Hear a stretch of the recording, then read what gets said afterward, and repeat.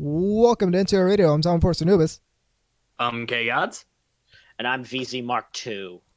It's been a while. At least for me. Well, for all three of us, because we didn't record last week like we were supposed to. Yeah, I'm not going to get at... We'll just say some stuff happened. Some stuff happened. And we'll leave it at that. Anyway, so how's everybody doing? All right. Pretty good. I could be doing better, and I'll explain why later. Just trust me on that. Anyway, so what's everybody been up to since last journey here? Not much really. Yeah, Just not a whole watching. hell of a lot, and mostly prepping for the holidays and whatnot. Did pick up one thing that I haven't watched yet. Okay. All right, so have any of you heard of this? I guess it's a film that came out not too long ago called Fireworks. Yes, I have not seen it, but I've heard of it. It's by Shaft. Yeah, I actually have not. I actually don't know what you're talking about, believe it or not. It was done. Yeah, it's done by Shaft. It's the Monogatari character designer. Yep. Okay. And surprisingly, I haven't seen it, but yeah. Yeah, well, part of the whole conceit of it, well, part of the whole selling point of it is the same producer of Your Name. Mm-hmm. So that's part of it. But I went and picked it up on a whim. Haven't watched it yet, but I've heard it's good. Yeah, it looks like something I would like try. Yeah, because I'm still one of these people out here still buying anime sight unseen. I'm a little bit more. I used to be like that. I'm a little bit more, but that's because again, it's I have to be very specific with how much I spend and shit. So, I actually ordered some stuff, but they haven't arrived yet. So since Filmworks is having a sale. Yeah, and I actually need to check that sale out because they have some crazy cheap stuff. So I picked up one show that you would think I would have had it by now, but surprisingly I didn't. Amagi Brilliant Park. Oh, cool. So always a fun time. Yeah, I haven't seen that since the airing. So, I bet that looks. Once I start hitting up this sale, I might actually pick that up.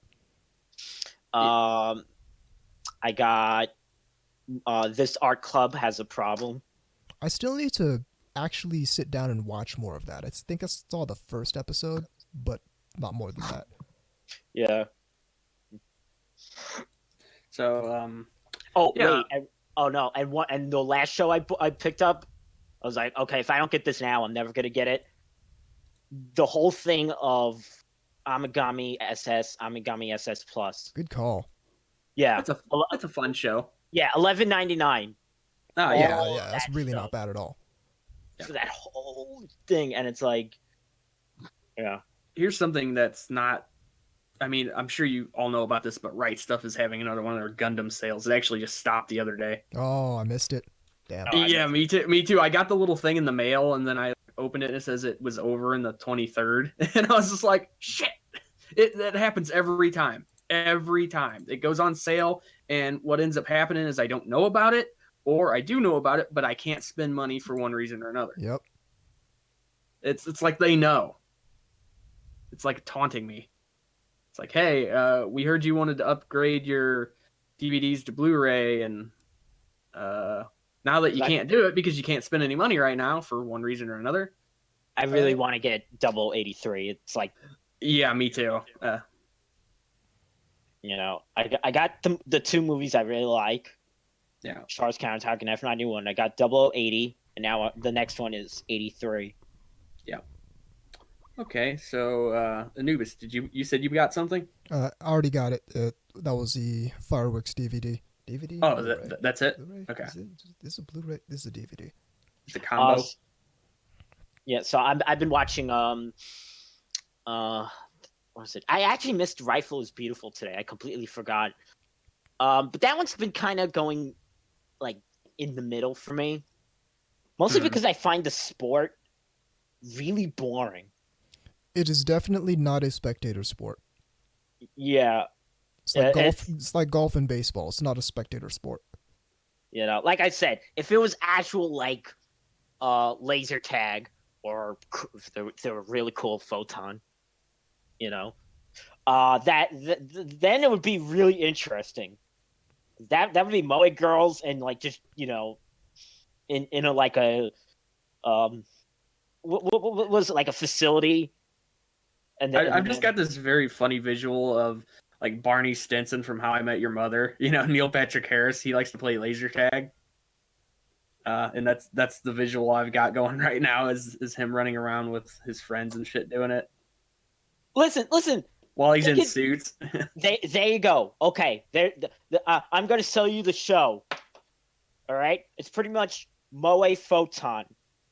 Again, I explained to Anubis what that was. Yeah, you had to explain to me what it is, which means it's not gonna fly. Nobody knows what it is.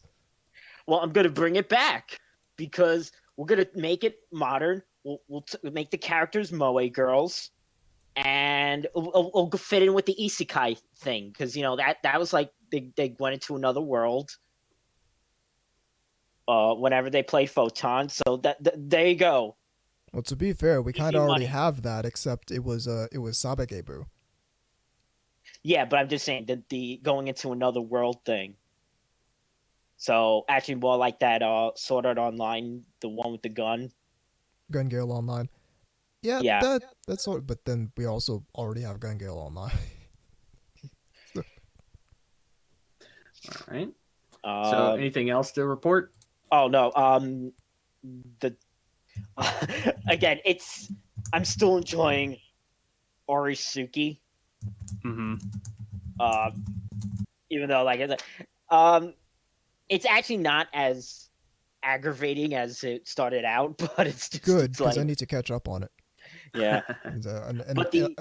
I like knowing that I'm going to catch up on it and not be mad the whole time. We don't want a repeat of that series of posts I did on school days. But the other show is that I'm enjoying, and I'm surprised you're not watching this, K-Gods, because this would be your show. Okay. Kandagawa. No. Yeah, I actually was going to mention what I've been watching. So. Oh, I'm sorry. Yeah. So if you got more to say, keep going. Kandagawa Jet Girls. Yeah, I'm watching that. Oh, okay. All right. I'll shut up. Go on. Yeah. I'm not very far into it, but I am watching it. Uncensored, I hope. Oh, of course. I actually got the censored one first, and I was like, "Fuck this shit." Yeah. You got the censored version of Yusuke no Sora too? No, no, but it wasn't advertised as as being censored or anything. Obviously, or I wouldn't have downloaded it. Of course. I mean, who does that? I should also point out some of the other stuff I've been watching. I saw the Konosuba movie in the theaters. All right. And that was pretty fun. Yeah. There were some scenes in it that I'm surprised made it. That's the really only way I can say it, because there's no real easy or nice way to put it, but there is kind of a rape joke. And it's very blatant. Can't stop the media. Tried to stop with Goblin Slayer. Tried to stop it several times with Sword Art Online. You fucking can't stop it. But it's played as a joke. Well, like I said, it's not like just something that happens story wise. It's like these freaking female ogres chasing the main character down. In this really questionable kind I'm of making way. a joke. It's like for years people have tried to stop media doing this or that, and anime keeps doing whatever the fuck it wants. Right. So it was pretty fun. They showed a bunch of previews for a new Makoto Shinkai movie, Weathering with You or something like that. Yeah. Oh yeah, that's the one that Tomino was talking about. Yeah. Yeah, we'll get to him later. He's relevant actually to this. The movie was pretty enjoyable. It apparently did pretty well as far as the numbers go, from what I hear. In terms of, it made more, as far as I know, I think it made more money than that Charlie's Angels bullshit reboot. That's not a surprise. Come on.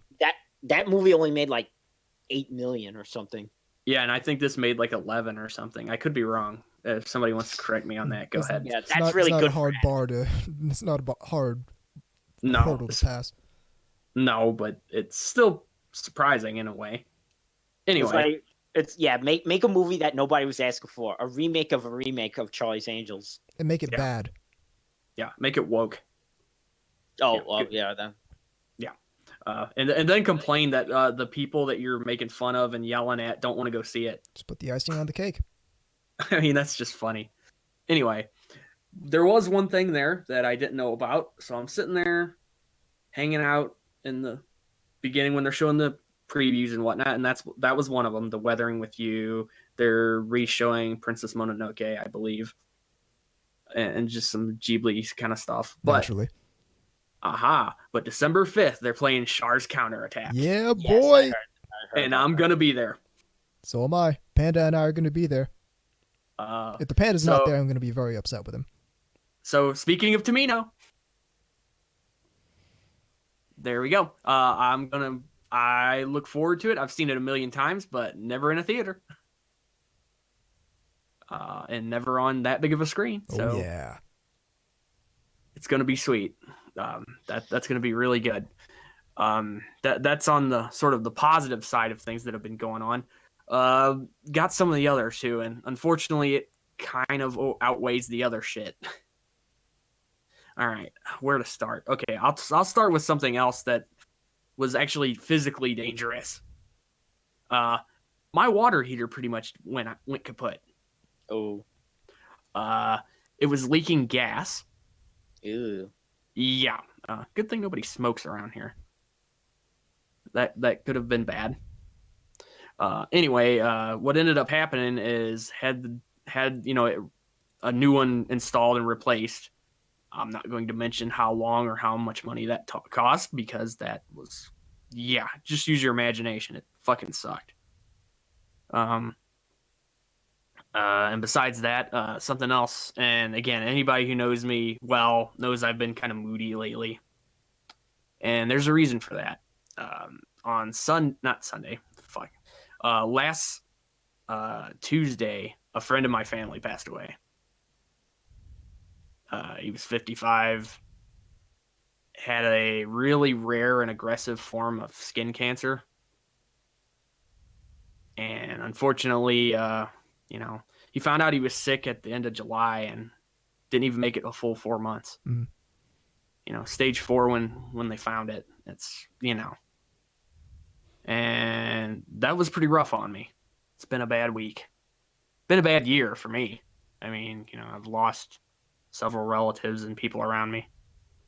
So, I mean, anybody that knows me well probably sensed that something was afoot, even if I didn't say anything. So, just putting that out there. I'm not trying to avoid anybody.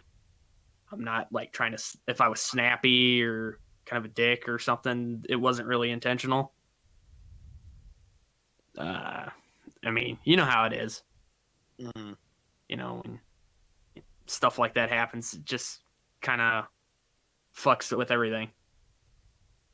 And, well, again, that, needless to say, this has not been a good week for me. Right. So, I'm not going to go too much more into it than that, bringing everybody down and shit. But, so not so good a week for me.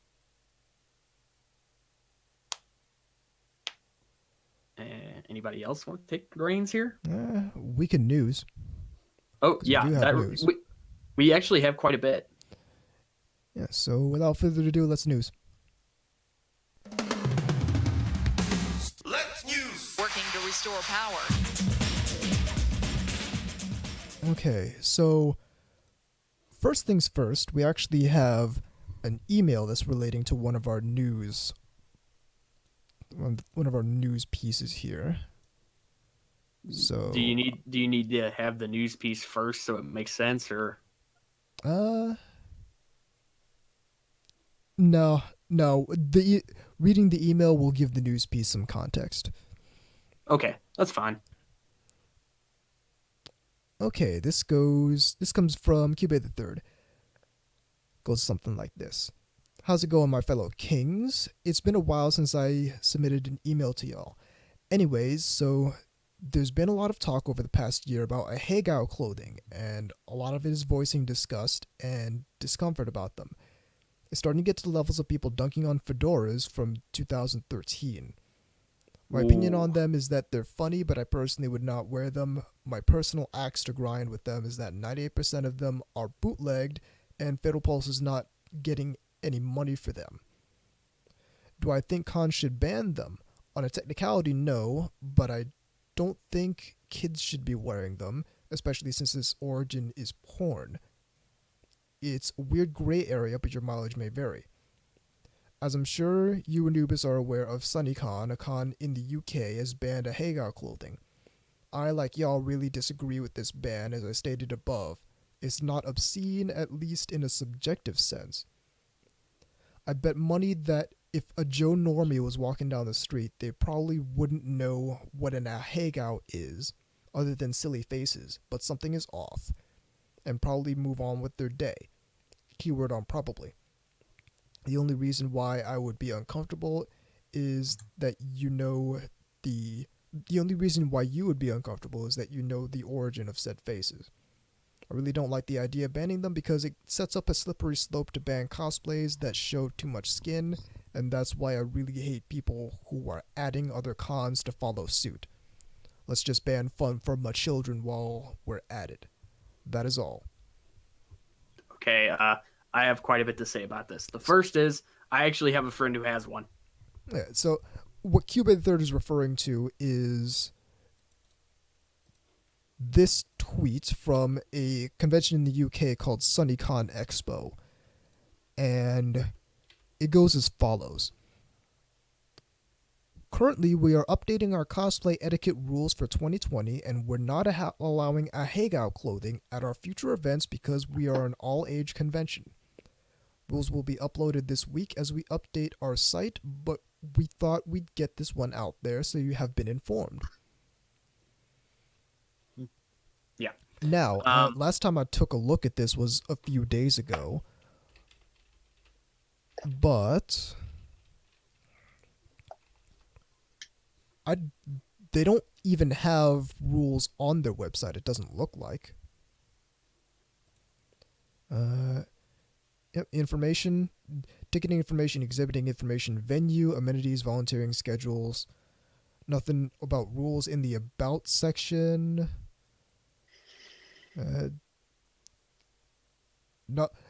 So there's no way to look at their rules to see what they are currently. So this just probably comes across, which probably just makes this come across as completely arbitrary. That's what it looks like to me. Yeah. Well, if you go to the FAQs, I notice we have to pay a booking fee, something kind of disability friendly. I'm allowed to take photographs and videos. Do guests sign autographs? What are the rules on weapons? Nothing about what was there cosplay etiquette rules, which the terminology is updating, which implies that they previously had cosplay etiquette rules specifically. Obviously, there's probably something more than meets the eye going on with that. I'm sure somebody with some level of clout was able to complain about it. I mean, I'll be honest with you. I heard about this sort of kind of on the periphery, so I don't know the ins and outs of how this all went down. Well, realistically, nobody knows the ins and outs of how it went down. All anyone knows is that they're doing this. They've banned a Hagao clothing very specifically. Yeah. And that's number one. Number two, the reasoning is because they're an all ages convention. And number three, a whole lot of people are calling for other conventions to follow suit. Yeah, I did see that. Like, one of the first responses is like other places should do so as Yeah, well. and they're talking like Anime Weekend Atlanta, Anime Expo, a lot of big conventions. So this one right here I'm seeing. Anime NYC, take notes. Yeah. And you can take notes, but you could also kiss some people goodbye from coming if you do this kind of shit. Because once you start going that route, people are just going to be like, why bother? At AWACon, which is Anime Weekend Atlanta, please implement something like this. AWA is a family-friendly convention, and even as an adult, these things make me really uncomfortable. Well, so do certain people's faces. That doesn't mean you can ban them. Anyway, I'm going to point something out here. I have a friend who has one of these, and he knows it's fairly cringy. He doesn't give a fuck. He actually wore it to work, which I thought was fucking hilarious. Wow, I'm not gonna say... someone's at... Okay, take note, at AWACon, at DragonCon, at MomoCon. Do either of you know about DragonCon? I've heard about it. Yeah. DragonCon is the convention where there's open drinking on the con floor. Oh, yeah. And you're gonna whine about that? Are you fucking serious? So anyway, to continue on. Here's the... Let me get this. Go ahead. All right. So let me get this straight. So basically, here's what I gather this basically happened. All right. Somebody, like I said, either clout chasing or already has it, personally has a stick up their ass about this. They're shook, man. You know, they're shook by the Hagao shirts. They can't deal. So they go run and either go over somebody's head or go run up to like some kind of project director or something, you know, someone in charge, and basically complain about this and throw a stink and get it removed. And now people see that and are trying to basically do the same thing to other cons. Like, hey, this thing is bothering me personally, blah, blah, blah. That might be the case. That might not be the case. But... I mean, again, we don't really know enough about who instigated it. But but given the kind of people I've been seeing hanging around, like on social media and stuff, that are cheering this on, it's got to be those kind of people. Well, the kind of glee that I hear about this rule being implemented and the call for it to be implemented in other conventions makes me really suspicious that this isn't coming from someplace savory. That people are singling out Hagao clothing specifically because they don't like the kinds of people who tend to wear Hagao clothing. Yeah, that's kind of what I'm getting from it. And it's always hilarious because you'll look at their account basically, and you'll just see all this stupid shit in their bio, or like, you know, they're like a diehard furry or something, you know, and which is just funny that they're making fun of something like that. Well, I'm curious about the surprising number of racy cosplayers who seem on board with this rule change. I can explain that. At least I think I can. I could be wrong. You can go ahead, because I have conspiracy theories about this. Okay. I think they're basically trying to get rid of their competition. That's my conspiracy theory. Yeah, that's why they really don't like regular porn in general, because, well, that means they're taking money away from... Yeah, because they're taking money away from them that they could be basically siphoning off to their e-thought bullshit. That's just a guess. I could be wrong. Maybe they're just fucking weird. I think that's the case on some level. Certainly not for all of them. There's plenty of cosplayers who do racy cosplay who aren't also doing the thirst economy stuff. But yeah, there's only enough room for so much slutty. Here's thirst economy. Yeah, that's the first time.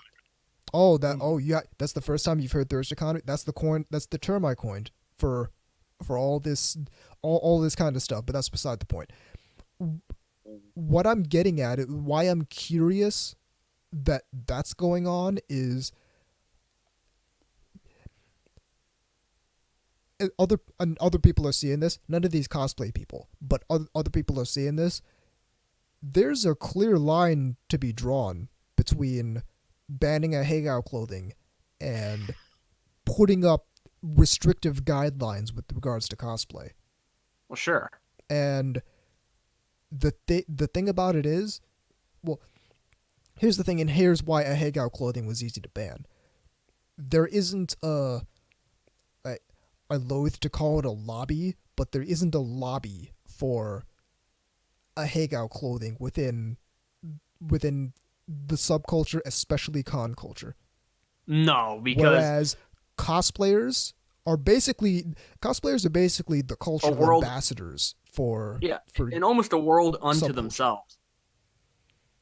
In many ways. In many ways, but they're the face of convention culture in many ways. Sure. So absolutely.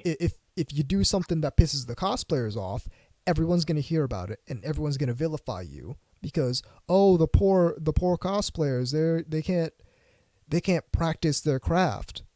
Meanwhile anyone who wears certain clothes that they're not pornographic, they might be from hentai, but they don't show anything. They show less than some cosplayers show. It's very similar to make it very clear, I got no problem with cosplayers because I got no problem with sexuality. But here's my thing. It really is a less, what's the word I'm looking for here? Classy almost version of the Boshi shirt. Well, yeah, it's deliberately ostentatious. Yeah, absolutely. And again, the Boshi shirt, I don't know if anybody's seen that. I own that. Yeah, me too. Yeah. I'm a fan. Suddenly I want a shirt with Satoshi Urashihara characters on it. They'll look ballin'. Surprised I haven't made that. But go on, K-Gods. Yeah. Yeah, I mean, it's similar in the idea because it's just faces usually of them in like making orgasmic faces and things like that. It's anime girls making funny faces. And if you want to read more into that, that's your problem. If you can't look past the fact that they might call, well, here's a thought experiment. So if we're going to look at the basis for banning a Hagao clothing being that it's from porn, what if someone cosplays Imari from Bible Black just in the school uniform, nothing pornographic about it, which I've seen, by the way, someone just cosplaying Imari from Bible Black, nothing pornographic about it. That's pretty fun. So are we going to ban them too? Because that's from porn. If these people had their way, yeah, probably. I don't know about that. Because then now we're infringing on cosplayers. My point is, there's no consistent way you can ban a Hagao clothing. Definitely not. Well, that's the thing. There's no consistent way you can do it without it tumbling down inevitably, without fail, tumbling down into paradigms that 90% of con-goers would not be on board with. But because there's a specific vendetta against the type of people who do the refuge in audacity thing with how into anime and hentai they are. Because there's a specific vendetta against those people, we're gonna start this boulder rolling down the hill. Mm-hmm. And I don't think SunnyCon knows what it's getting into. I don't think these people, Anime Central, Anime Milwaukee, any chance rules like this could get on the books? DaishoCon, how about y'all? Anime Detour maybe? I don't think any of these people know how big this snowball is going to get because if we can ban legitimately benign clothing choices from anime cons because it makes people uncomfortable, quote unquote. That's going to be hard to draw a line because there's a lot of stuff, just a lot of stuff that people would have problems with. There's a lot. I mean, put it this way. Uncomfortable is such a. It's not even a line. You're pretending to draw a line, but you're not. You're just picking and choosing, and so if someone can gather up enough people to complain on social media to one of these conventions about anything, suddenly, hey, we're going to ban that thing. Remember a couple years ago when we were talking about that one AX volunteer that got that one artist banned from the convention? Mm-hmm. And then tried to go after Faku and then mysteriously resigned? Yeah. Yeah, I do remember that. So the paradigm now is, hey, if we can get enough people to claim to be uncomfortable about this, that, or the other thing, we can eliminate that from convention spaces. Or try to, at least. Or, well, if they can get enough people to complain, what recourse do they have? What's Kenji Donuts Anime Convention in Schenectady, New York gonna do if all of a sudden they have all these vultures descending upon them on Twitter complaining about this benign thing that they just organized to complain about because they don't like it, and or less because they don't like it, more because they don't like the kind of people who engage in that behavior or wear that shirt or do whatever with that. Yeah. And sort of them are they going to tell those people to fuck off? Because then that's an even bigger social media firestorm. Mm-hmm. Yeah, I see what you're getting at. It is sort of the MAGA hat version of the anime con. It seems like, in the sense that it's not even about the hat; it's about who's wearing it. Exactly, and it's like, well, it's like there's a certain level, and this is something that fucking annoys me about convention culture. There's definitely a concern for safety that I understand. Lack of self-awareness regarding BO. That's a given.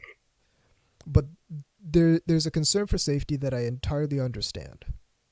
But at a certain point, people start to use the concern for safety to try as sort of a cudgel. Yeah, to try and modify the behavior of other people when they have no right to do so.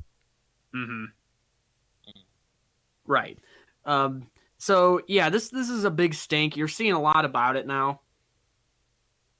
People, lots of humorous memes and stupid shit popping up. Although we should sort of let this ease us into another news segment, because I mean, I don't know if I'd say it's related per se. Okay, here's a good East versus West. You ready for this? Yeah. So, West. Halfway anime convention in the UK banning a Hagao shirts because they're making people uncomfortable, quote unquote. East. This link going out in the IRC right now. Which, by the way, if you want to get involved in the IRC, what you do is you hit up ntrradio.net, click the link to the chat, give yourself a nickname on that page, and hit the button join us in the IRC, or grab your favorite IRC client, point it at irc.ryzen.net, and join us in the # SLC media channel. In addition, at TAnubis, at BZMK2, at immortal_kgods, at NTR_radio on Twitter, and the email address to get involved with the show, ntrradio@gmail.com. So going out in the IRC right now is a series of tweets by, see if I can get this right, On Takahashi, translator for doujinshi in video games. Okay. East. The Japanese censorship law that might get repealed. Criminal Code 175, Japanese censorship law, is under review by politicians. By shifting the scope of the law from the social sphere to the private sphere, there is an argument that porn censorship can be removed as long as there is consent. Now, the basic gist of this is that they're trying to shift that to basically an internal industry censorship standard, which means that if the artist is okay with it, or in the case of adult videos, if the performers are okay with it, the work can be uncensored. That's what they're trying to shift the law toward. Right. And another thing you're going to be seeing here, and again, if you kind of follow that timeline there, they're talking a little bit more about the ins and outs, like about the Japanese equivalent of the PTA, and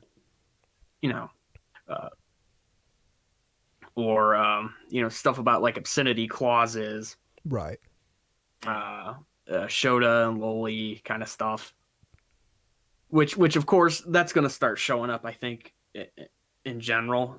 As the closer the Olympics come, I think we're going to start seeing more stuff about that.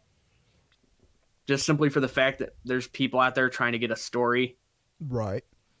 And it happens all the time. Anytime Japan is kind of in the limelight, you always get these like, did you know they sell dirty used underwear in Japan? Yeah, you know what I mean? They make it sound like it happens at Blockbuster around the corner. It's on every street corner, right? Yeah, exactly. They'll go into like the most dingy, like back alley shit and act like it's something you get in a 7-Eleven. Right. I mean, I don't know if they're just being disingenuous, which I think they are, or they're just that dumb, stupid, and liar. And honestly, I'm going with liar. Yeah, I have a feeling they are too. It's to me, this is just one of those very old way of doing clickbait. It's not even like flashy headlines and ensnaring kind of things like that. It's just like, hey, we're going to show this thing, which does exist, but we're not giving you its context. Right. Yeah. Oh, they do that so often. They never explain why the things are the way, Right. They certainly never explain who likes said, Right. And they act like, like kindergartners go to melon books. Right. You know what I mean? Like they're gonna see this and think this kind of behavior is okay. Yeah, because they always, they never differentiate between like, they make it seem like it's all, which they've done that for so long that it's all like either perverted media or. Yeah, I know what you're saying. It's kind of like this thing where they assume it's either all Pokemon or porn. Yeah, and that they all sell it in the same place, and in some places they do, but that's only half the story.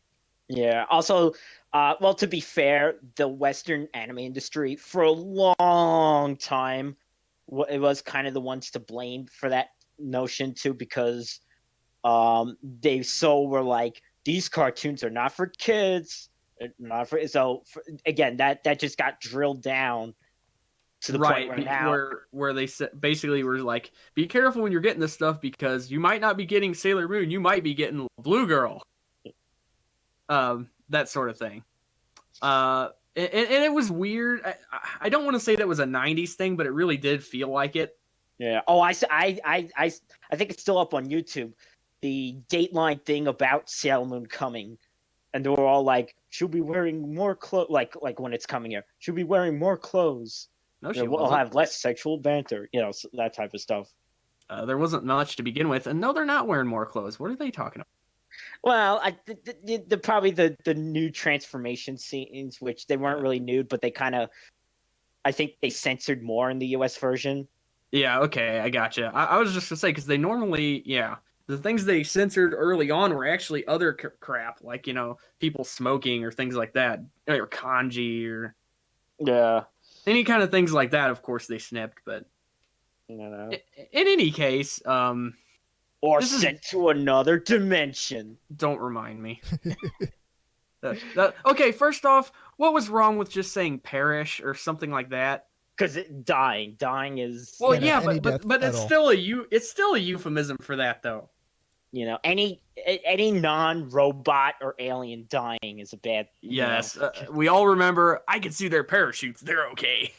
Yes, I mean, we all just kind of snickered, and it's like, yeah, right. So, and again, that's some wonderful dub shenanigans going on there. It's weird. It is kind of weird in the sense that when it came to TV and we got shows like that, DBZ for those who have no idea what we're talking about. Before that, you had you had stuff like a lot of those OVAs that came out and whatnot, right? Managed to find their way over here. Like, I'm trying to think of something specific here. I mean, your Akira and all that. Bubblegum Crisis. Bubblegum Crisis. Yeah, I'm just thinking of stuff that had sort of came out, or at least came here before that, and you could still get it if you were kind of savvy to it. But the average person had no idea what the hell was going on with this kind of material. I know what you're talking about. I know exactly what you're talking about because they used to have commercials even for it. They used to have these infomercials. It was there, but it wasn't nowhere. It was there, but very underground. Yeah, it was, and you'd always find them in the store, like if you were in a Sam Goody or anything like that. You'd always find them like near the Buns of Steel and wrestling videos and shit, like in these sort of like kind of exercise, like eccentric hobby kind of shit. Oh, dude, I remember being always next, and it was always next to the porn, always. I remember being like 11, 12, and yeah, most of the stuff I wouldn't see until years later. But I would sit there and look at like the tapes and just be like. Yeah, transfixed because it's like, look how I don't know what this is. I don't know what the fuck Bubblegum Crisis even means, but holy shit, look how incredibly detailed and well drawn. This is nothing like that's on TV here right now. Right, and another thing, and you saw this sort of with Sega too, Sega Genesis specifically, is they would have this sort of very Western looking box art occasionally. Where it would just kind of look more, I don't know, generic fantasy novel cover. Yeah, it almost looked like some sort of poor man's like Conan the Barbarian kind of shit. Exactly, yeah. I know, like which that's not. Exactly. That's not a slag on Conan or anything. That's just sort of pointing out that that's kind of how they did it. Because they didn't really go for the Kirby is hardcore kind of shit, Yeah. Like, well, again, it was like the stuff's Japanese, but Japanese stuff wasn't really popular, so. And they didn't see it ever really taking off in that fashion. Right. And also because the style that was in the games would be seen as too cute. Yeah, they figured that if they were aiming it at men, that they wouldn't like it, or boys, or whatever. Even though we did like it the way it looked in the game. But from a testing and focus group thing, they probably didn't get that reaction. Right. So, I mean, who knows? In any case, that's kind of something that's on the docket. We're definitely going to be tracking it. Yes, indeed. It was such a weird time, but, It was, because like you said, it was somewhere between when Toonami took off and when OVAs were really one of the only things you could get, and you would get into a show and maybe only get like part of it. Yeah. Either because like that's all that was ever made and it just kind of died off, or like we didn't get the rest of it. Just it was very fragmented at the time. You were pretty much happy just to get anything. Yeah. Otherwise, how can you explain sitting through Voltage Fighter Gao Kaiser? I remember that on the Encore Action Channel. And I remember exactly two things about that in its entirety. One, the tits. Okay, And go two, on. I have no fucking idea what was going on plot-wise. Maybe it's one of those things I have to believe it's a multimedia. Played the games, it would make sense. Yeah, it was a Neo Geo game. Right, and that in of itself guarantees limited appeal over here. But I think it was just Masami Obari just being Masami Obari. I mean, hey, it's worth watching for the shower scene I mentioned earlier. It is. I mean, but don't expect to get any kind of fulfillment out of it otherwise, because the only plot in that's worth watching is plot is in PLOT, all caps. Well, speaking of not knowing what's going on plot-wise, Yoshiyuki Tomino was at Anime NYC. I'm a little irked by that because I almost went last year and it got derailed. I almost went this year and decided against it. But yes, they had a big event. But I'm the closest, but I just didn't feel like going. Yeah. That's all right. I saw him. For shame. VZ Mark II. Well, I could have gone, but fuck it. No. For shame. I could. I VZ Mark II. I don't have to take like an hour and a half train ride or drive for 3 hours or take a plane. But fuck it. I'm not gonna do it. But no, they had an event an event with Tomino, and among other things, there were a couple of remarks that are of particular interest to NTR Radio. and any Gundam fan out there too. Any Gundam fan, but In one general, of which is particular to NTR Radio. Yeah. Some fans were interested in new entries in the Gundam franchise. Tomino turned down the idea of a Mobile Suit Gundam F91 redo or a Turn A Gundam prequel, quote, sorry, unquote, but said he believed an anime adaptation of the Mobile Suit Gundam Crossbone Gundam manga would get made. Elizabeth, I'm coming. So if that happens, we're 2 out of 3. It's because Hathaway's Flash is happening. Yep. And if a Crossbone happens, then that's happening. All we need left is Sentinel. No, also all we need is Gaia Gear. Well, listen, VZ, you're getting too greedy. You got Hathaway's Flash. Let me have Sentinel. Then we can start rolling into the crazy shit like Gaia Gear and my second pick, which is Char's Deleted Affair. Oh, okay. I've always wanted them to do that, actually. Char's Deleted Affair? Mm-hmm. Yeah, so we can see Char Aznable fail to have sex with Haman Karn at Axis and ruin everything for everybody for the remainder of the Earth sphere. I'm surprised they never made a manga, like an OVA series of that one that Haruhi Mikimoto did. That was like from the 2000s. I'll be on board. Realistically, I'm pretty much on board with anything Mikimoto's involved with, but I'd be on board with that. Yes. Like I said, you could pretty much for the rest of my lifespan put out 1 year war OVAs every like year or whatever, and I'd be fine. Mm. I mean, really. I think this one took place between like 1 Year War and Zeta, if I recall. Okay, so like 85 other Gundam OVAs. So Zeon tries something yet again. Mobile Suit Gundam 008X. Zeon tries something again. I don't even know if it had like fighting in it. It just, I remember. Remember how pissed off everybody was by that game announcement? It was like 0081 or whatever. Yeah. And everybody thought it was going to be something in between Stardust Memory and War in the Pocket, and then it just turned out to be a game, and people got really mad. I'm gonna look up the name because it's got this like fancy. It's got this really fancy name that I can't remember fully. Yeah. And to be fair, Gundam is weird like that in the sense that even if it's not Tomino, the names are usually weird. Oh yeah, well like. Yeah, I mean, what was it in 00? It was fucking Lock On, the sniper named Lock On.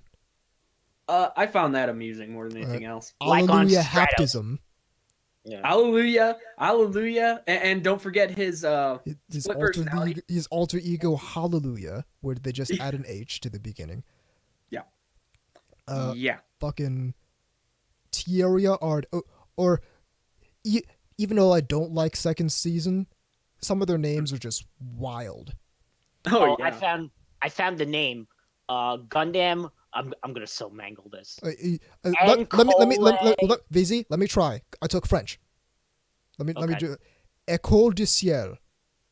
That's it. Okay. Oh, so listen, I took French for 3 years in middle school. I got to use it for something. So yeah. So, they had fucking Regine Regetta, a new returner, Bring Stabity. All these crazy ass names from Gundam 00 second season. Mm-hmm. Yeah, there's a lot of weird stuff about that too. And then you had, I mean, even Wing has some kind of weird names in it. Oh yeah. I mean, think about it. I mean, Trey's Kustranada. Zex Merkees. Although to be fair, that's I'll shut up. Yeah, Hero. Yui. Well, that actually sounds like an actual Japanese name. That sounds like a name somebody could actually have in real life. It's not it's not something like South Burning. Yeah. Well, it's like it's him and Kanye West's child. Is the only people whose names or first names are cardinal directions. Yeah. We'll talk about the other thing. Okay, so continuing. Yeah. Others told of how Gundam had influenced their careers, such as one fan who became a pilot. And when asked about what his most underrated non-Gundam show was, someone yelled out, "Garzy's Wing!" Though Tomino was tight-lipped whenever it came to picking favorites in his works. Was he removed? Okay, get that guy out. Because we're tying it back to the very first episode. Obviously, someone went to Anime NYC in my stead. Or maybe I just have a clone running around somewhere. You know, since we've already kind of done that, I think I would have yelled brain powered this time. Brain powered. Just because the Garzy's Wing, I mean, does have sort of an infamy, I guess, so it might be funnier to yell brain powered. Well, brain powered's kind of infamous too. I need to watch that one day, and it's one of those ones that isn't as bad as people said it was. No, but the line about the 9-month abortion attempt sounds hilarious. Well, yeah. Well, let's be real here. Some of Yoshiyuki's dialogue, I guess, for the lack of a better term, can be a little iffy, and it doesn't help through translation sometimes. But Tomino's, misogynist or traditionalist, or I've heard all these things. Okay. Yep, he's also a fucking good director. Yeah. Sorry. I'm surprised he's not like, fuck you, I'm old. Because people. Oh, I saw that in the comments. Someone used the fucking the OK Boomer meme. Really? Which I really can't stand that meme because it's like. I'm gonna say this, and I know I'm gonna get some hate mail for this, but why is it that half the people I see using that are people that their parents are paying for everything they do? Probably you should probably correct that before you start doing that. It's a real good question. I mean, if you're living off someone else's dime, might not want to bite the hand that feeds there. Just saying. All right, and last news in this large news segment. And I'm gonna have some fun with this one. So did you download Joshi Luck? What? I saw that in between the last two episodes of the show. In between this and the last one. Sony Pictures Television's Funimation builds out executive team with 4 hires. So, one might ask, oh, this might be very good. Maybe they're hiring someone to manage the their products. Maybe they're hiring some product managers so they can make sure that the products they're putting out are of a consistent level of quality. But here goes the article. This from Variety. Funimation, Sony Pictures Television's global anime business, has hired 4 executives hailing from NBC Universal, Hulu, Viz Media, and DC Entertainment to bulk up its management team. The 4 new hires are Wendy Katzenstein, VP of Marketing Strategy, TJ Walker, VP of Creative, Beth Kawasaki, Executive Director, Brand Management, and Anna Sonko Adamian, however you pronounce that, VP of Licensing and Merchandising. They'll divide their time between Funimation's Flower Mound, Texas headquarters and its offices on Sony Pictures Studios lot in Culver City, California. Very curious how none of these people are involved with the product. It's all marketing, brand management, merchandising, creative. Katzenstein, in the newly created role of VP of Marketing Strategy, will oversee Funimation's specific brand campaigns. Most recently, she was at NBC Universal Media as Director, Marketing Strategy and Analytics, and prior to that, she worked for 20 years at Walt Disney Company on brands including Disney, Star Wars, and Marvel. Walker had been formerly named VP of Creative after serving as interim creative director for the past 3 months. Previously, he was creative director at Hulu, and before that, senior VP of digital at Trailer Park. Kawasaki, an executive director of brand management, will oversee brand management, that's redundant, and work closely with licensors. An anime industry veteran, he most recently served as senior director, brand, and project management at Loot Crate, and held a variety of roles over 10 years as at anime distributor Viz Media. I am currently making the shit-eating grin face you made while you were talking about strike witches that one time. Now, people who know about Loot Crate might recall that it filed for bankruptcy a few months ago. So I don't know if I'd hire the person who was just their, especially brand and project management. I'd probably stay away from that guy, but that's just me. Mm-hmm. You want to hear another impressive resume? Here goes. Adamian most recently was Executive Director Global Franchise Management at Warner Brothers DC, managing franchises including Batman, Wonder Woman, Superman, and Teen Titans Go. Hey, do you remember that cartoon that everyone on the planet agrees is an order of magnitude less impressive than the original cartoon it was based off of, and who 0 people like? Yeah, let's hire that person. And it's played on managed Cartoon that Network, franchise. And it's played on Cartoon Network pretty much ad infinitum. Mm. She previously held licensing and brand management roles at Warner Bros. And Mattel, respectively. Cool, Mattel, high profile. So yeah. That's another sinking ship, Mattel. Gee, we're hiring all these people from these sinking ships. I wonder who's making this decision. Got to reorder them chairs. So, quote from Funimation's general manager Colin Drecker. As Funimation continues to grow and expand globally, this mentioning that, as an aside, Colin Drecker joined the company from Crunchyroll back in May, after Fukunaga stepped down from the role. As Funimation continues to grow and expand globally, these hires, along with our strong team that is already in place, underscore our commitment to best-in-class brand building for our partners and fans of anime around the world. Translation. Let me reiterate. They don't. Our commitment to best-in-class brand building for our partners and fans of anime around the world. If you don't see what's wrong with this statement, you're in for a bad time.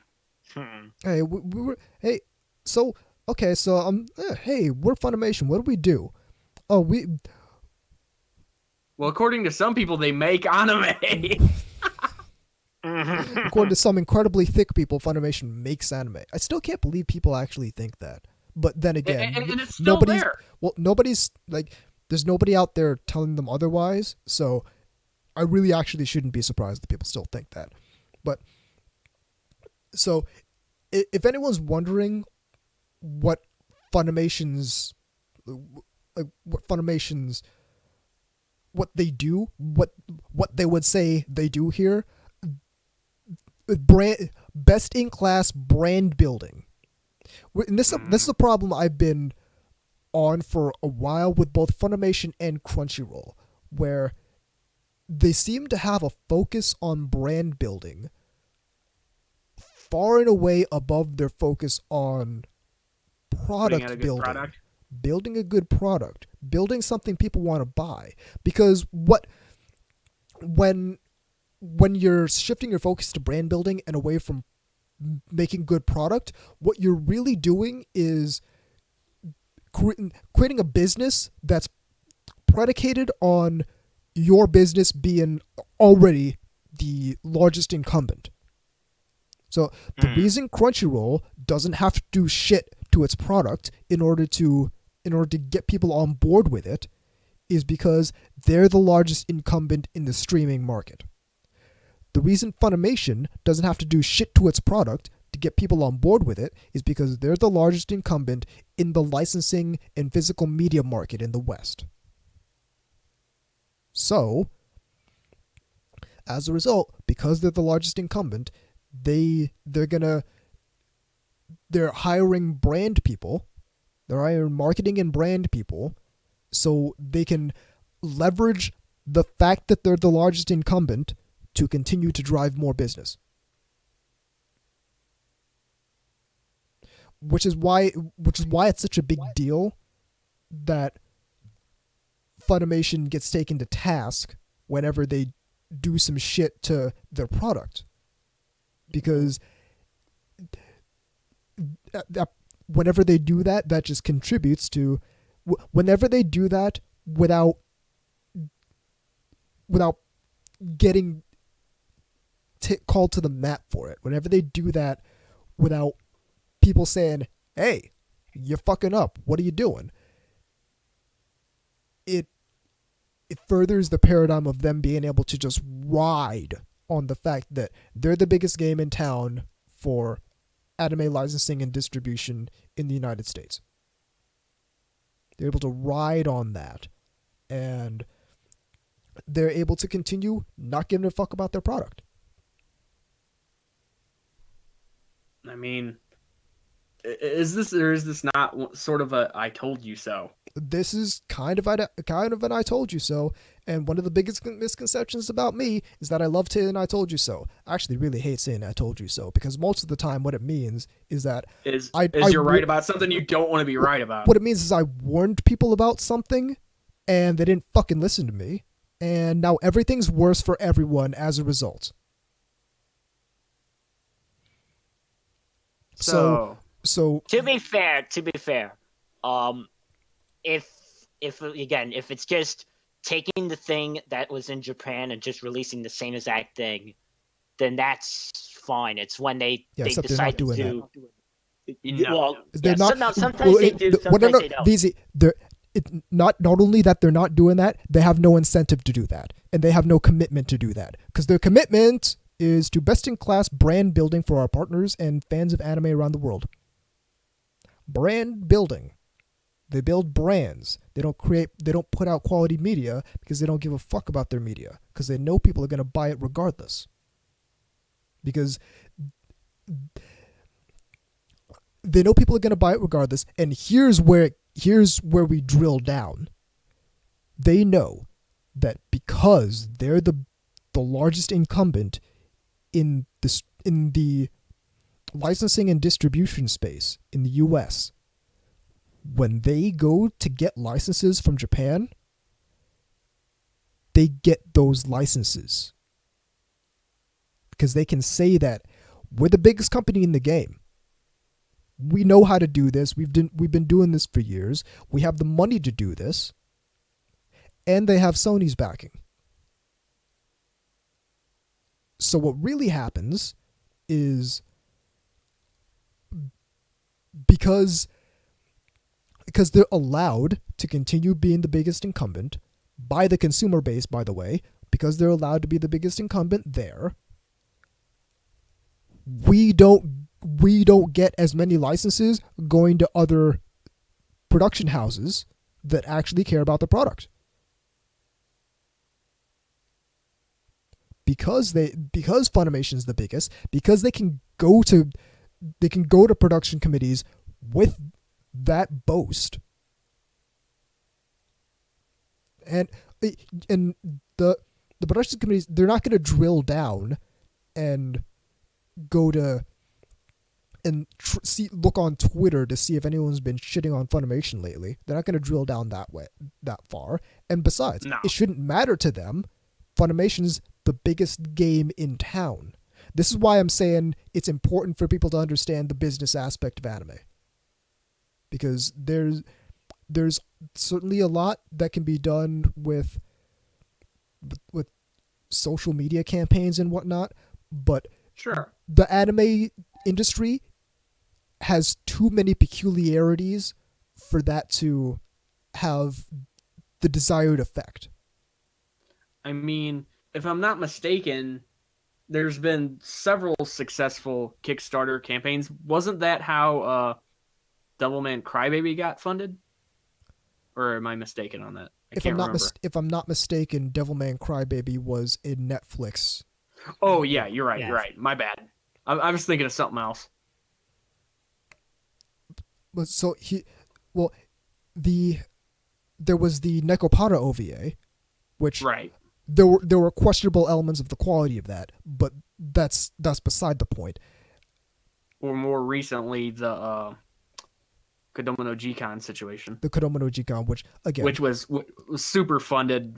That did not take long at all. No, it didn't take long. It didn't just pass its goal. It pretty much freaking skipped it.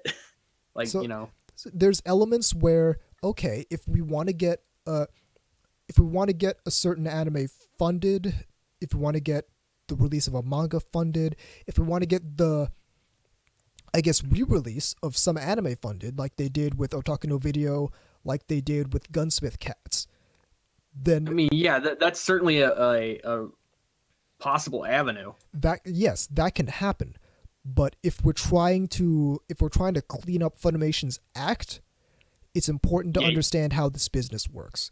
And for that reason, this is why I understand that it takes a lot more than just speaking out on social media to affect that. This has to hit Funimation in the wallet.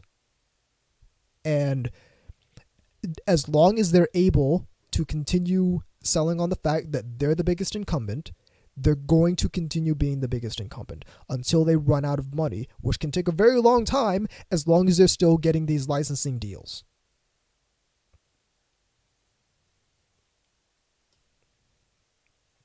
Anyway, Yeah.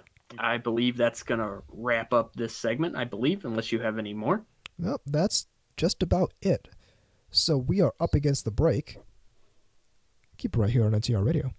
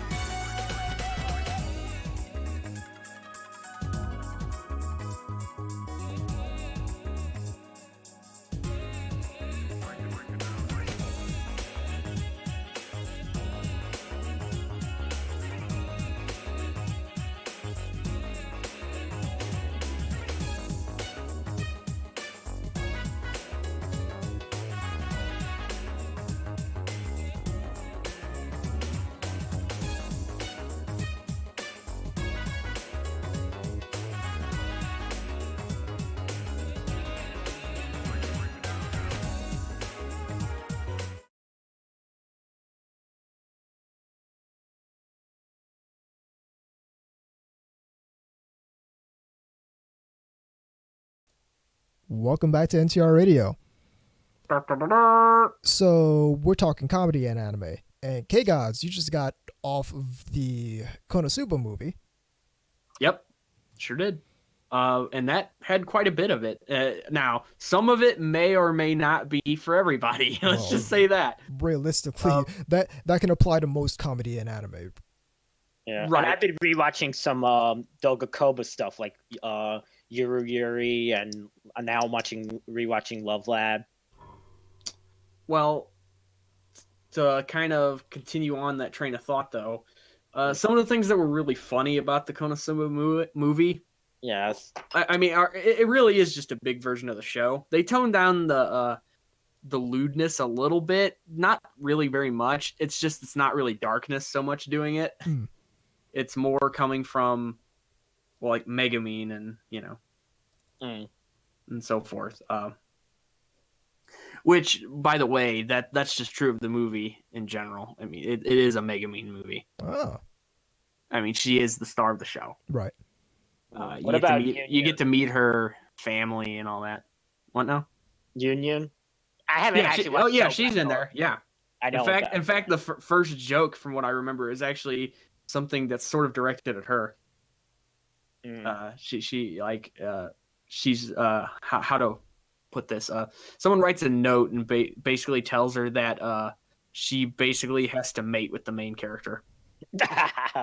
and like have kids or whatever, and it's something that one of her colleagues completely made up, just to fuck with her. Yeah. Anyway, I should check out the show sometime. It's really good show. It's pretty fun.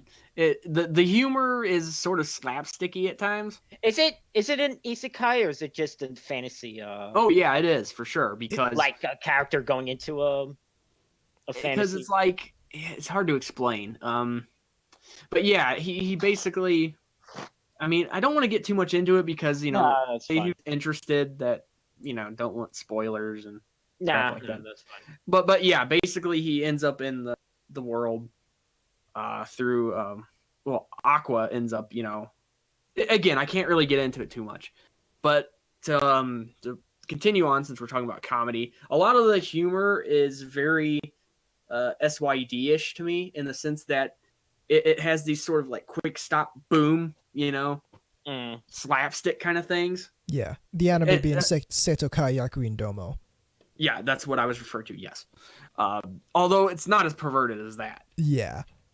That's a little on the further side of it. That's over there with Shimoneta and things like that. Yeah. But this is more. What? This has almost more in common with like Full Metal Panic Fumofu and types of humor. That kind of pow kind of jokes. That like, and they're very visually oriented. Like something will happen like instantaneously, or there'll be a weird delay or something like that. And you would love my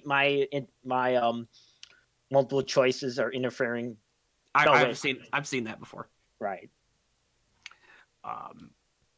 Yeah, there's that seems to be a common thing you see in a lot of Japanese humor, though.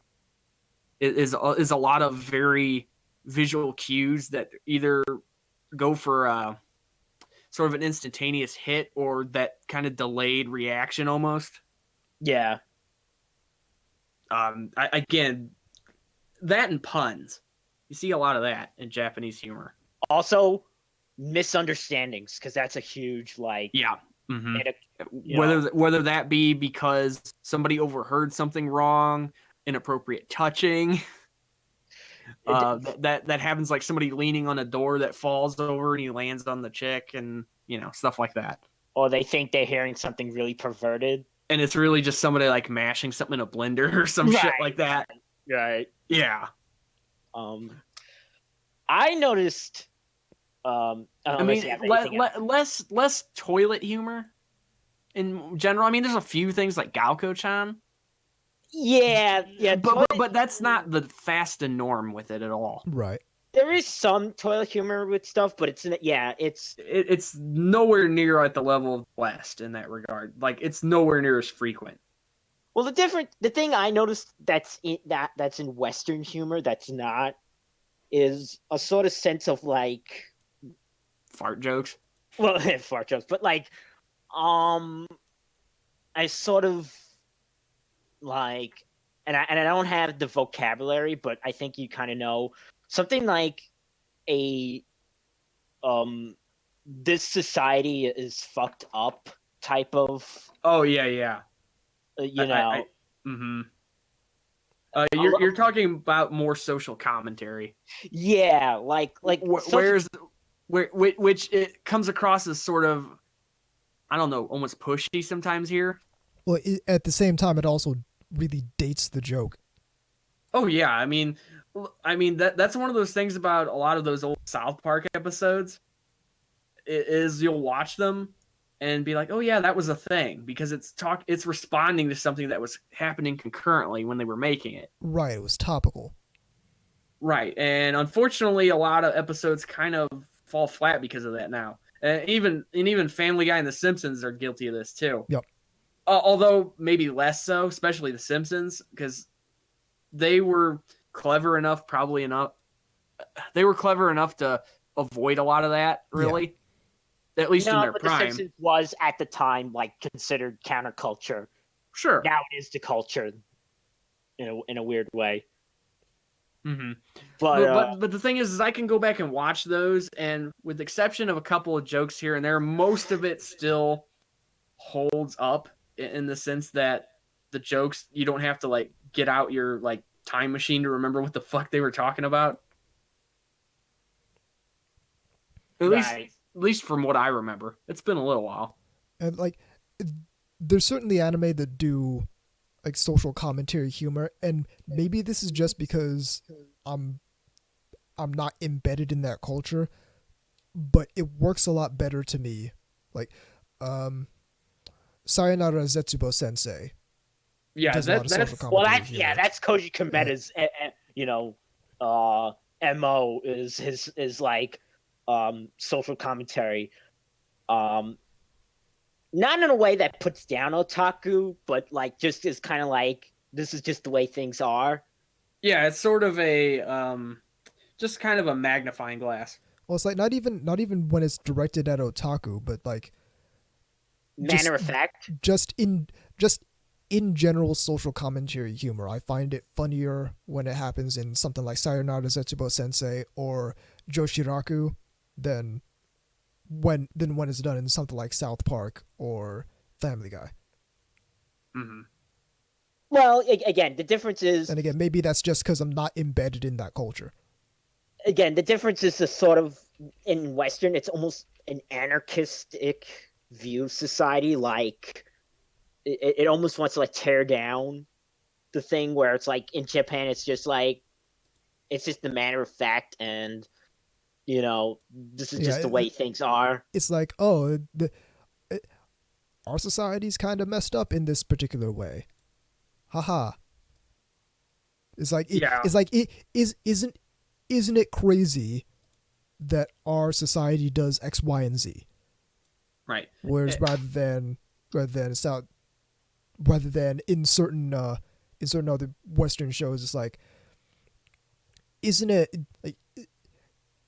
this particular side of people, like, isn't this particular political agenda kind of hilarious, and also we're laughing at it because we don't like it specifically?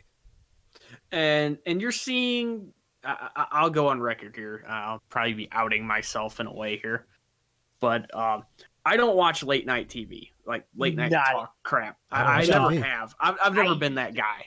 I used to. I never did that. Now, that's not to say I haven't. I just don't. I used to watch late night comedy, but... Well, from what I hear from people that do, many of them have stopped. And the reason they have is because it's all the same thing. It's all a really bad and unfunny Trump joke. Yeah, that's what I've pretty much heard everywhere about. And somebody said it's less about making you laugh and more getting applause. Right. And that's probably the best way I could put it, because it's not funny. It's just not. I mean, like, you could make fun of Trump and it be funny, but they're not.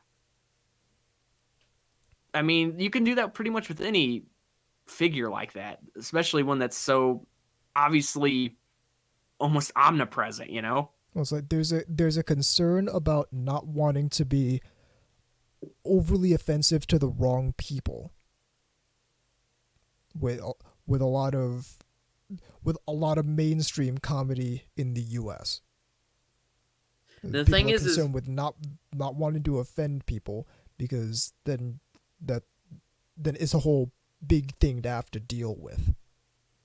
And this is kind of weird because when I was younger, and again, this dates me considerably. When I was younger, we had shows like Married with Children, The Simpsons, and things like that, which were, well, just Fox, I guess. I'm the same. Yeah, I'm at the same bracket you are. So and I remember these shows when I was younger, and specifically Married with Children, one of my favorite sitcoms. It would never get made today. No way. In fact, some people that worked on it actually now don't like it, from what I hear. It's like a lot. You see a lot of the same thing happening in stand-up as well. Yeah, I've heard stories of like Eddie Murphy trying to downplay his own, specials and stuff like Raw and whatnot, because honestly, I think it's because he's trying to sell some stuff to Netflix or something. But a lot of well, he's people trying to rebuild his career again. a lot of comics trying to get on that Netflix wagon, and they gotta kind of almost dissociate from some of their more questionable humor they've done in the past. Well, some of them do. Some of them don't, because they're not at the level of Chappelle. Well, yeah, Chappelle just doesn't give a fuck. There's other comics who don't give a fuck, but they're not as big as Chappelle, and so they're not on Netflix. Yeah, and the thing was, they were going to have a hard time trying to chain that. I mean, you know what I mean? Because, like, this is a person who, if you were watching Comedy Central and his show, basically did not care. And the only reason he ever didn't do anything is because they wouldn't let him. Well, here's the thing. It's either Dave Chappelle does a special on Netflix, and Netflix gets all that Dave Chappelle money, or he goes to another company, and that company gets all that Dave Chappelle money. So they're not going to say no. Well, yeah, that's so one of the nice. Here's the real. I was talking earlier about why it's important to understand business. Here's the real. They're not going to say no to the money. They're not going to. He's going to make so much money for them that whatever the political conceit is, it's not going to matter then, because hey, there's a whole lot of green coming from this Chappelle guy. Maybe we should just let him say whatever he wants. Remember when comedy was about that and less about, making political points? Here's actually a good point that one of the few comics I follow had said. This guy named Andrew Schultz. He's one of the best comics working right now. Everyone should look him up. Okay. Jon Stewart ruined comedy. Yeah, and I know why he thinks that, because he didn't invent it, but he popularized the point and laugh. That's a joke. Bingo. Yeah. And he was good at it, but most of the people who followed him are not. And it's a one-trick joke. He was good at it, and he was good at it. It's a one-trick joke, and he also, toward the end of his time on The Daily Show, started tumbling into, like, not making jokes and just making commentary, like being real preachy about it. Which, by the way, if you are a fan of him, you might want to, especially if you're an anime fan, you might want to relook at that. Because this is a guy who basically, upon when Japan didn't ban anime porn, basically compared it to, like, basically gun nuts in the U.S. I don't know if you remember all that. I vaguely remember. And he ran a thing about how apparently manga doesn't count as, this sort of thing. And basically just like look and laugh at how stupid that is. Yeah. And it's just like, I mean, I don't know. To me, it's like trained seals clapping kind of shit. Like, you expect a big thing above the crowd says applause when you're supposed to. And, anytime they're making a point, not even necessarily a joke, you're supposed to do that. Well, yeah, there are a lot of people who do the same thing. And right. I mean, yeah, I understand what he says when he says he ruined it. I mean, I'm not sure I necessarily agree, but I understand what the point they're making. Yeah, you understand the point. Yeah, because he did really pioneer that point and laugh at Republicans and stupid politicians and stuff. Which, again, sometimes could be funny. I won't lie. It sometimes was. Well, it's like there are always people who can be funny, but sure. there's certainly when you're only looking at one side and saying, okay, these people are always hilarious, then what you're trying to do is create an environment that delegitimizes whatever they're saying. Right. And not only that, but I think the other problem, hang on a sec here, I'm having some mild computer issues here. Continue on. So, well, here's the thing, to bring it back to anime,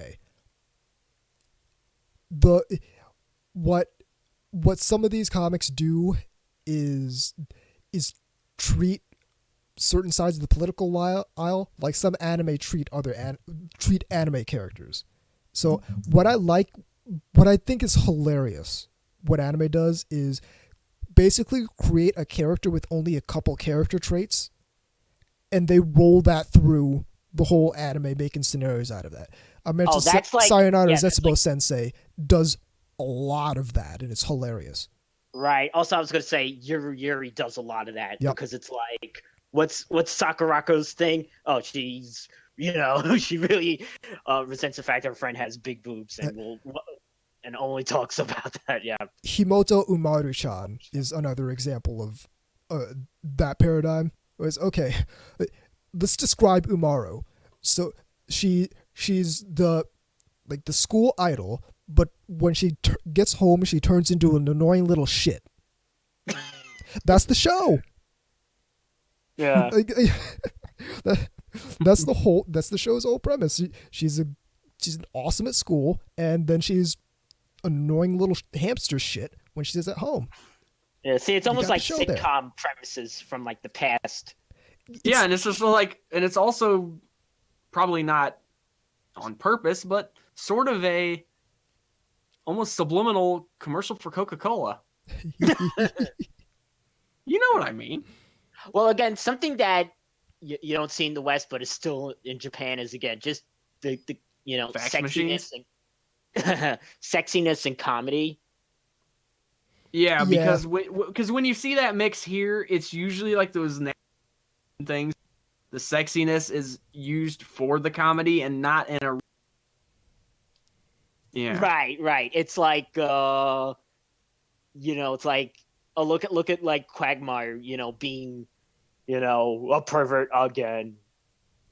But the joke wouldn't be him, actually, going out and groping someone. No, he's just hanging out in bathrooms that he's not supposed to be in and things like that. Yeah. Which in and of itself is a whole kettle of issues for a lot of people. Or it's like, you have like Herbert, who like, in the show right. It's like he gets excited over a Little League game, but like in Japan, you'll have like, take a pick of any. You mean like Santa trying to basically go after Komoto? Yeah. Any lesbian lolicon character. Yeah, which, exactly. She gets all excited and crazy and whatnot and tries to chase her around, which is entertaining. I mean, certainly. Like, to go back to another Dokokobo show. I'm going to bring up Dokokobo a lot. Good studio. Uzumade. Yeah. Where it's like the maid just really, really, really likes. Well, that's another show. That's another show where, okay, you got characters with like 3 personality traits, and they just roll through that. So okay, we got the maid. She's obsessed with the little girl. You got the little girl. She's fucking terrified of the maid. which again describes Senna to an extent because Komoto is just like, get away from me. Yes. It's funny. Just she gets like hearts in her eyes and shit, and starts And then you chasing have her around the room. Yozora, was that the other character's name? The long black hair. sadistic one. Yeah. Right. She smacks Senna with the fly trap a couple times. Yeah, and she steps on her and like pushes like lotion on her back and all kinds of just like perverted. Right. Makes her read her porn out loud.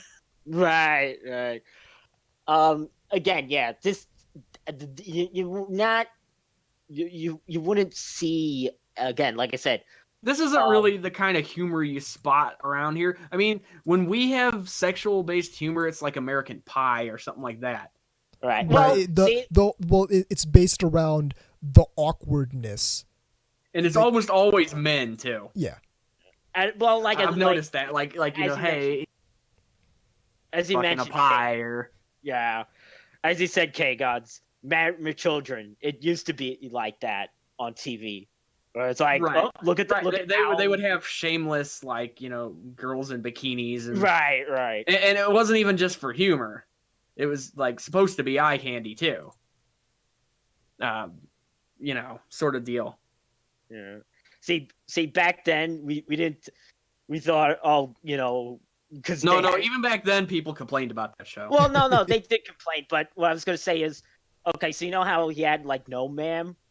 Well, right, which people don't understand why that's so funny. They're completely useless. Yes.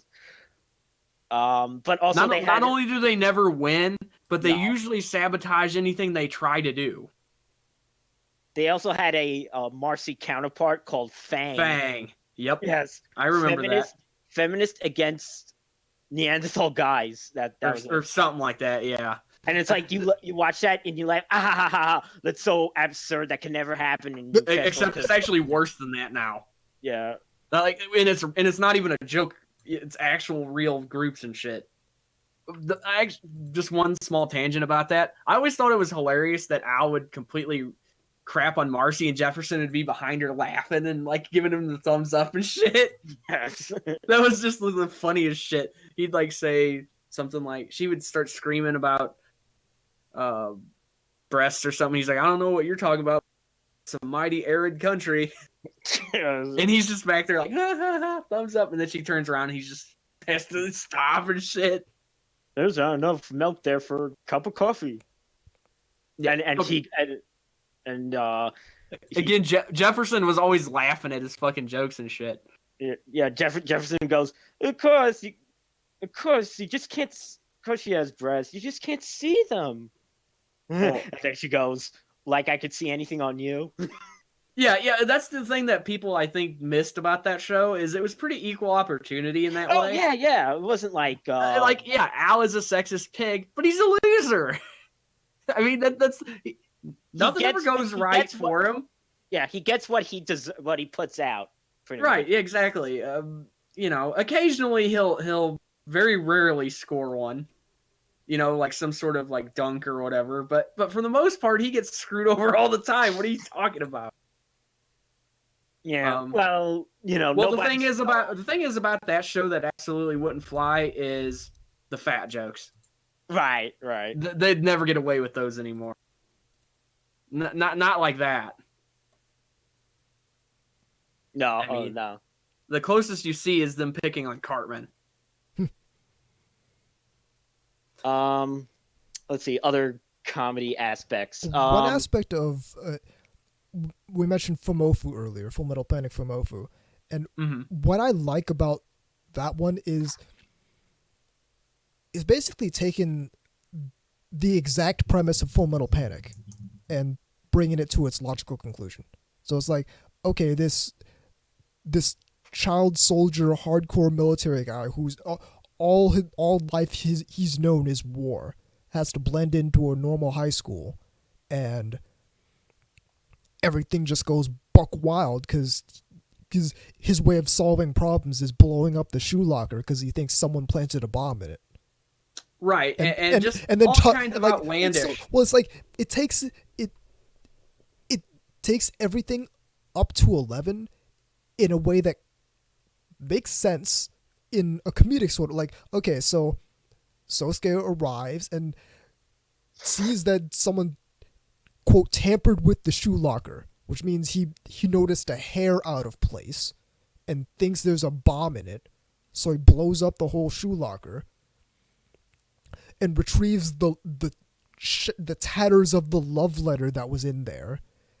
from the secret admirer following him around. Reconstructs and thinks it's a fucking ransom note. Yeah, thinks it's a terrorist threat, and so goes and stakes out the back of the school, shoots people with rubber shotgun bullets to knock them out. Like it's a series of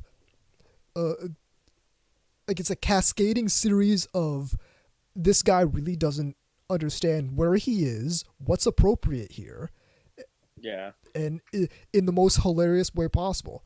It's like I've seen a little bit of Fumofu when it was on. I had that short period, that teeny tiny period. I think it was only for a year or less, that Funimation channel. It's the best work in the Full Metal Panic anime That's why I heard franchise. It's the best work because it's and they're so like two halves of original Full Metal Panic, the comedic half and the action half. Action half is an order of magnitude weaker than the comedic half. Well, it's to continue on since we're talking about comedy, and we'll stay with Fumofu since you mentioned it. One thing I've always liked about it is, again, misunderstandings, again, a big part of that. Oh, yeah. Yeah. There's a really great one where they're basically out in nature, and basically they're going to be doing paintings and observing it and whatnot. And he basically takes it the wrong way, of course. And he's out there basically being Crocodile Dundee or some shit, running around, like trapping people and springing traps on them and stuff. People that are just looking for stuff because they can't find him and shit. And like logs come flying out of nowhere, just like some kind of predator shit. And it's really, again, Japan seems to really like that idea that misunderstandings lead to ridiculous shit. Well, I think that has to do with just, again, as a society, politeness is really important. So you won't just yell like, fuck you, retard, or yeah, or something like that about some person fucking around. It's funnier and more acceptable to basically take something sort of not left field, but almost out of context and just ramp it up. Right. Again, and like that's said, why Fumofu works so well, because it's like it's a fish out of water situation, and taken to the most extreme it possibly can be, but at the same time, it's like it's not serious. No one gets hurt. Like too badly. The one time it looked like it was gonna be serious, they thought there was a release of a chemical weapon, and it just made everyone's clothes dissolve. Yeah. Yeah, because he had the thermos with the radiation symbols on it and whatnot. He had the biohazard symbols or whatever. And fucking he's in a hazmat suit and shit. I should point out that, again, a lot of that pow visual humor is in that as well. Yep. That I was mentioning earlier. A good example is after they eventually do apprehend him, there's a painting you see later of him tied up, upside down, hanging from a tree. Yeah. And it's entitled "Last Days of an Idiot." Again, humor there is a little different. I think you might have a point there. It does kind of come from that more polite, society kind of approach to humor, because I mean, vulgarity is more of an American thing for humor. Vulgarity. It's an American. Outright. Yeah. You go ahead. Sure. I mean, like, I don't know. Take someone like Louis C.K. I doubt you're gonna find the Japanese stand up to that. No. Hopefully you don't for a couple of reasons, but Here's the thing: when the Japanese do it, and it's executed well, it makes for one of the most hilarious episodes of, again, Full Metal Panic from Ofu. sure. I wanted to say that another thing that I noticed is again, since you were talking about like, focus on like school, there's a sort of difference between like school romance with anime, and then when we try to do it with like, I haven't seen the show, but I've seen people talk about this show on Netflix called Big Mouth. That's absolutely like yeah, terrible. yeah. Well, again, it's the thing that we have in the West where anytime sexuality is portrayed in media, it has to be awkward. Right. Yeah, and it's almost playing off of that on purpose. And this, it's you've got stuff like Big Mouth, and like we don't anytime it's portrayed in comedy, it's got to be awkward. mm-hmm. For the most part, it's awkward whenever it's brought up in any kind of media, but comedy especially, it has to be awkward. Mm-hmm. Yeah, and I don't know why that kind of is. I think that has to do more with our roots as more puritanical culture, to an extent, because in some way we've never really grown past the nudity is bad kind of shit and things like that. I mean it's less than it used to be, but there's still that element there, and it even with non like religious people, you still see it in coming out of the same sectors of society. I used to think it was more coming from that, but the longer I've been around, the longer I think it's more imbued kind of in the fabric. Yeah. Then it's specifically. Yeah, so there you go. I know what you're getting at. Great Forestry in the IRC. I think it's awkward in anime too, to be fair, but it's awkward in a different way. It's awkward, but in a way that's kind of, it's almost more generous, genuine, Mm-hmm. rather than, again, it's the sort of forced awkwardness here where just, I don't know, something cringy when we try to do that. I get it. I get a sense that when we have like awkward sexuality humor, that it can only be portrayed that way. That like if the show tried to do something genuinely sexually enticing, that it would be out of place. You get what I'm saying? Right. Like if a show coming from a Western humor standpoint tried to do something genuinely or moreover, anime can do both. Anime can have both. It's an awkward sexual humor, but it's also genuinely appealing. Yeah, and again, that kind of intertwines with the whole misunderstandings and I thought you were being more perverted than you actually were. Right, and again, types of humor you really don't see in the West so much as like a lot of that accidental touching kind of stuff. Yeah, well, or like the face plant that goes down, in an inappropriate spot. Yeah, well, that because again, that we're so hyper concerned about inappropriate. Well, like there's some things like that's it's not even like the accidental or the face plant sort of thing that happened. Like for say, there's a couple scenes that you'll see VZ in Amagami SS where it's definitely a humorous thing, and it definitely has a kind of sexually charged undertone to it. But first things first is that it's more subtle, and secondly is that it's it's not so much an accidental thing, more so that it's just a genuinely funny situation. Like there's a scene in the second arc where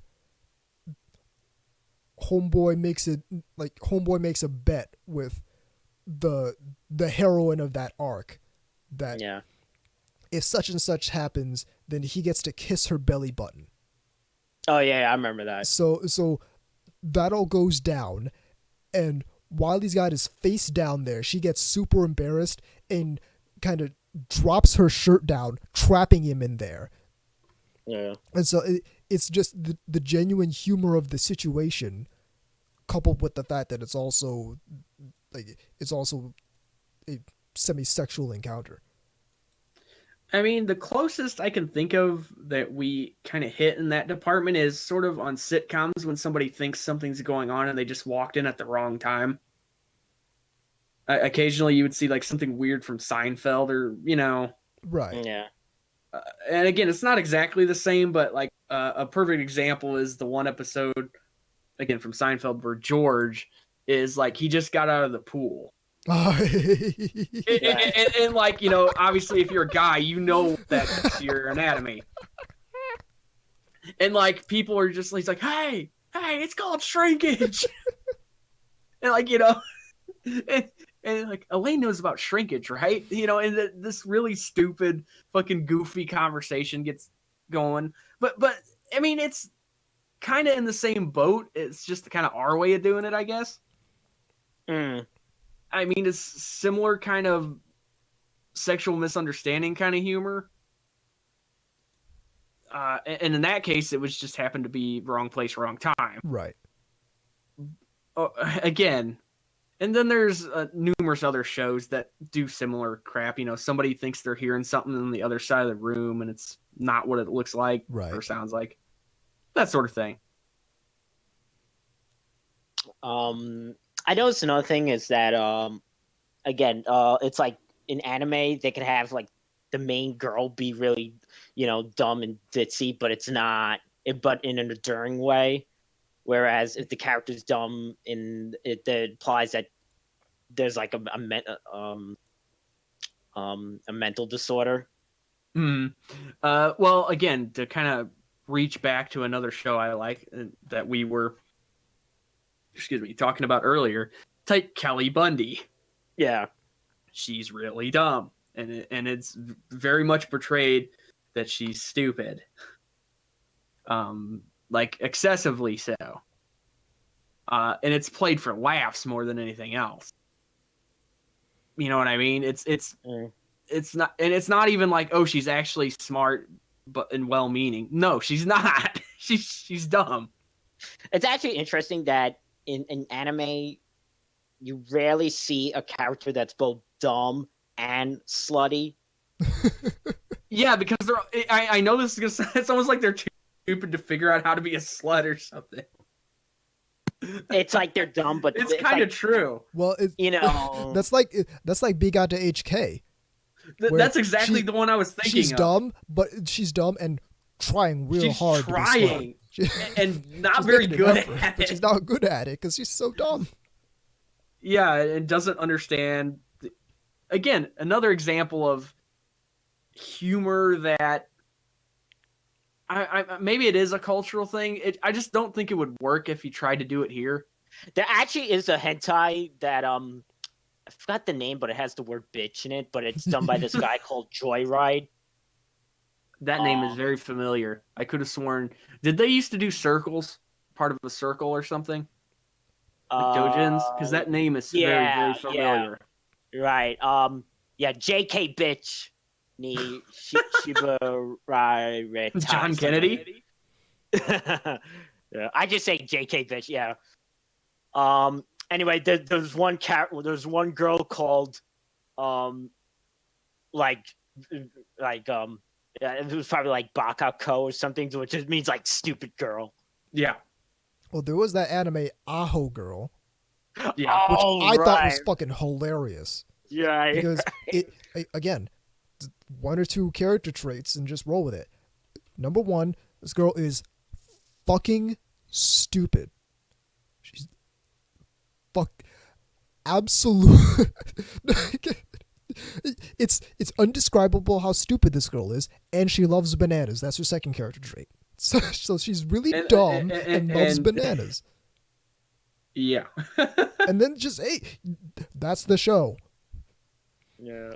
I'm actually putting in not in the chat, but in the NTR thing. Sure. Yeah. The character. Yeah. I'm looking at it now. Yeah. She looks, for those who can't see it, I'll go ahead and describe it for you. She looks curious, but also like she has no idea what she's doing. Yeah. Yeah. And there was one part where she goes, and then maybe next time we can have sex on a roller coaster. And then the guy goes, because it was all like the guy, you don't see him. It's like all in that point of view type of thing. Yeah. One of those where he's like, are you stupid or something? And she's like, yeah, sometimes. Sometimes that can be really funny in hentai. Like when one of the characters is just really stupid. Right. And like they just ham it up to the point where it's so unrealistic you can almost just can't help but just find it hilarious. Right. Like there's one out there called Baka no Emoto, where it's basically like it's exactly what it sounds like. It's this dude, the girl shows up, she's brainless as brainless gets. And he basically tells her some ridiculous shit like that. How to word this without getting too vulgar? That he has special milk, and that what makes people smarter. You see where this is going? Right. That is dangerous. Yeah, exactly. Something that is so stupid you have to be like, nobody would be that dumb. I hope not. Anyway, as for the show itself, mid-tier, I guess, but but the point is it's clearly meant to be humorous. Well, because of what I just said, the sort of you really see the character that's like dumb and a slut. An offshoot of that is the concept, usually a garu, but not always, pure slut or virgin slut. Mm-hmm. Where it's like they dress really slutty, but then it's like they have no idea like about kissing. Yeah, they think it makes you pregnant, and which is another really entertaining sort of trope in Japanese humor, like when the girl is basically like, we're holding hands, I hope I don't get pregnant. Just kind of like this almost innocent. Well, my favorite is when they go when it's like, their underwear, her underwear scene. No, I'll never get married. Right, and what's funny about this is I think we mentioned this in the version of this. Yeah. This sort of kind of purity defilement, almost kind of source of humor. One you don't see as much, and I'm sure this has to do with the politeness of the society, is you don't really see a lot of like almost old woman related humor, and by that I mean like you don't so much hears like, oh, your Christmas cake related humor. Not usually. And again, I think that's probably because of the politeness thing. No, well, sometimes you'll have like the character, who's usually Christmas cake, and nope, she's alone for Christmas. No, I mean for humor. No, I see it for humor. Like in Amara-chan, they had the boss lady. Well, right. Well, okay, fair enough. And she's eating like the sushi, in the container. And he's way too dense to know that she was clearly making the moves on him. Right. Yeah. Usually I mean, isn't that usually how it is in most anime? Usually the dude who has no idea. Right. Well, sometimes it's they're both too dense. Like if you watch like Kanagi, where both main characters are dense to feelings. Well, yeah, but sometimes it's so blatant and obvious you almost have to be willfully ignorant. Yeah. Oh, that was like that show. I forgot the name, but the one about the genius girl and the guy. She's just trying to get the guy to notice him, and You're not talking about Noyazaga. No. yeah. She's rich, not necessarily a genius. No. This was from like earlier this year. It was like a short. Oh, series. okay. Yeah, if you'd have said that, wouldn't have said that. Right. Well, yeah, and that's another thing you see a lot in Japanese humor. They're a lot less shy about making fun of stereotypes. Because, again, here that's considered kind of taboo. We used to. Well, we used now. to be able to do. Yeah. I mean, like for example, I've even heard people complaining about like games like Punch Out and stuff. Of course. Which is really harmless. I mean, for the most part, it's pretty silly. It's a goofy game anyway. I mean, I know why they think like that, but I don't remember, at least from when I was growing up, people ever getting mad about games like that. No, I love the way people are like, getting mad about things and thinking that sort of retroactively. Right, like oh no, the Russian is drunk, that this is horrible. This is offensive. But he's really just soda pop. No, that was censored. I know. That was the U.S. But okay, but again, I mean, even the Japanese guy, which the game comes from there, right? I mean, it's a Nintendo game. I mean, I don't know. I don't really think people who are truly malicious would satirize themselves that way along with it. So maybe I'm just overthinking this, but I've always thought that was kind of weird. I mean, let's be real here. Like the German guy looks like like like the Kaiser, Mm.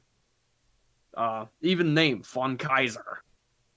It's like, and he looks like almost a stereotypical World War. You could put a like World War I helmet on, and it'd be like a propaganda poster or something. I don't know if we mentioned in that last one, but again, like you have like the girl that's totally terrified of men. Right. Yeah, to the point where they almost act like, I'm trying to think of that character's name.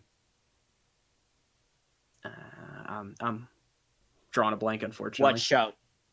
No, that's what I'm saying. I'm drawing a blank here. Inari from Working. I wasn't going to say that, but okay, we'll go with that. Anyhow, that kind of well, you don't usually see that in Western humor either. Girls usually aren't afraid of men in our humor so much.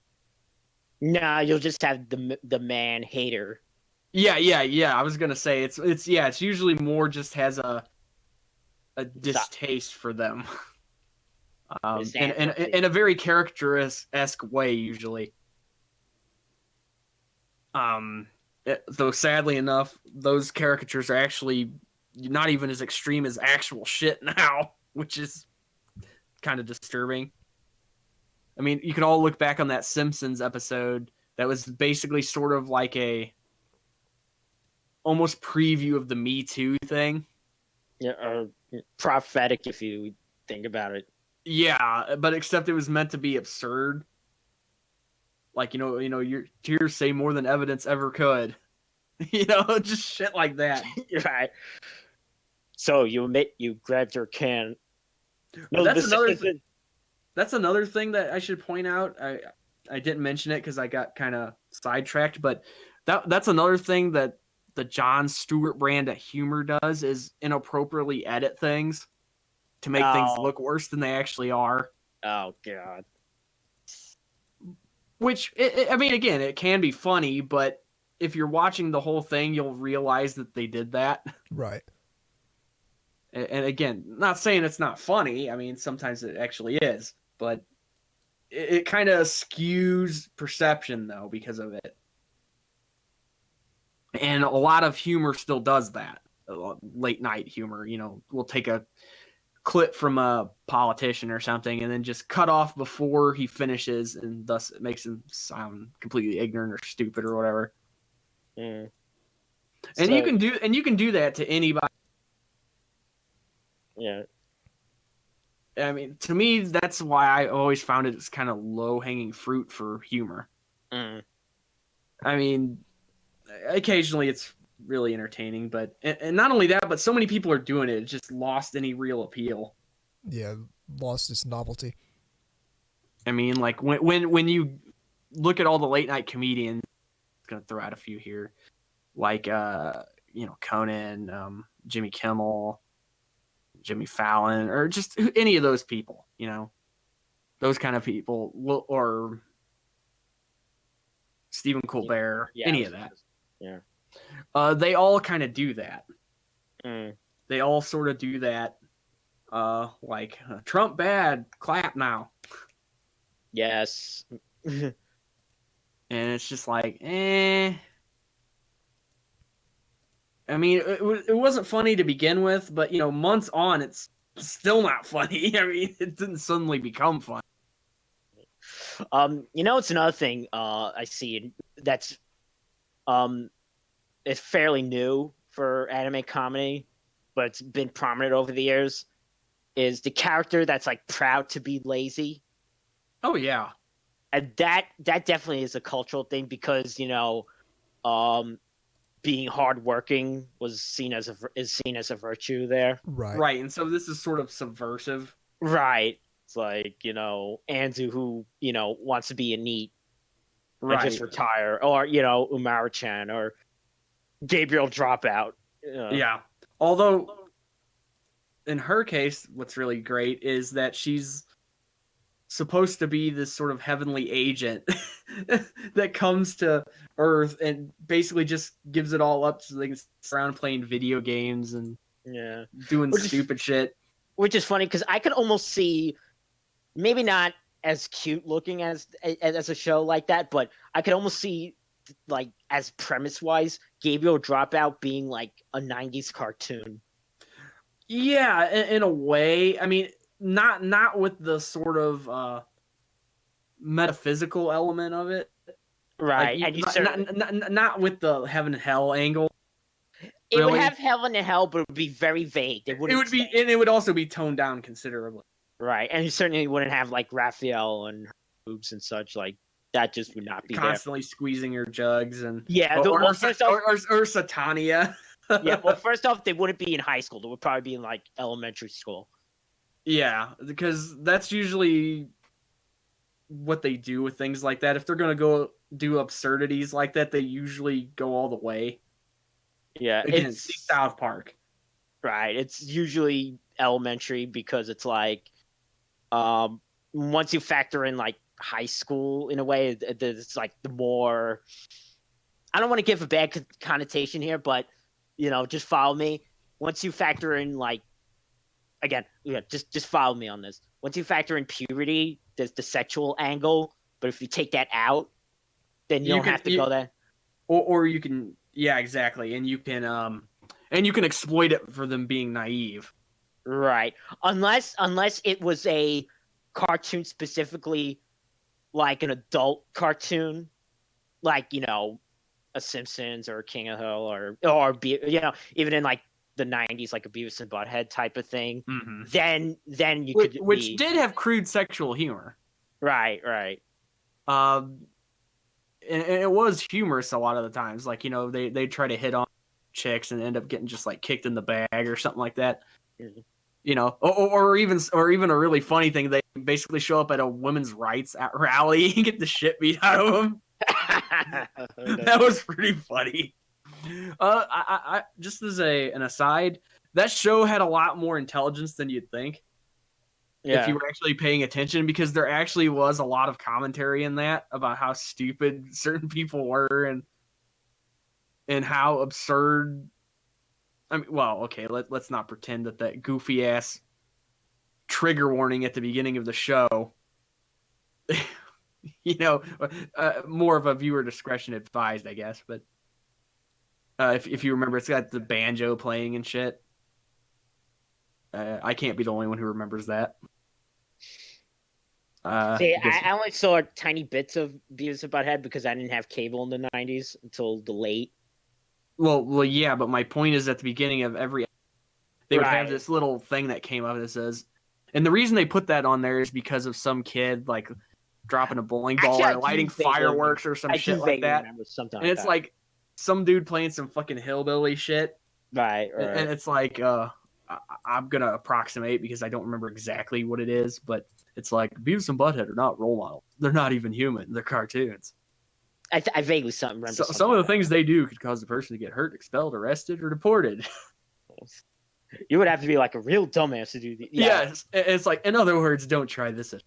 Exactly, yeah. And it's like the fact that they actually had to put this on there is pretty sad. And at the same time, they did it as sort of a big middle finger. Like, after like lawsuits started getting involved and shit. Again, because some people let the TV be the babysitter. You know, I was thinking the same exact thing. It's like it's called fucking parenting. If you're gonna, you shouldn't let the TV be the. But again, we're still doing this debate 20 years later. Yep. Yeah, no shit. There people are still arguing about that. Now it's the iPad's your babysitter. Yeah, which is in many cases worse because you're leaving them to their own devices almost entirely. Well. So, but yeah, to get kind of scoot it back into anime here. Yeah. Other types of humor. Well, that's just it. Comedy is interesting in anime because not only is it just a separate almost genre of itself, but it also is incorporated into other types of things that aren't necessarily comedies per se. Yeah. So here's something anime does that sometimes it does really well, and when it does it really well, it does it really well. And other times it doesn't do it quite as well. And it usually flops. Well, it'll mix comedy and actual serious plot. But my favorite example of this is Nadesco, where in the same episode, it'll have the most hilarious thing you've ever seen in anime, and then a character gets shot and killed for real. Yeah, and usually this mix doesn't work for me. Usually because because it feels clumsily and kind of constructed, badly thought out. Right. This is my main criticism with Full Metal Alchemist. Uh-oh. Yes, you know what? I was thinking the same thing. I can hear fans grinding their teeth from here. It's not a bad anime. I'm never gonna say you will never hear me say that Full Metal Alchemist is a bad anime. It's just not my thing because I don't like the way it handles its humor in contrast with its serious thing. Yeah, it's like what was it? One moment it's like, mommy, why are they burying daddy? And then next moment it's like, oh, wacky hijinks! Oh, we're all like, it's like the whiplash between the two. You can have serious and comedy, but it's like the sort of. Well, it's like another anime that does it really well is Zombieland Saga, where you'll have, like, again, some of the most hilarious shit you'll see in anime, and then actual serious character drama that actually matters.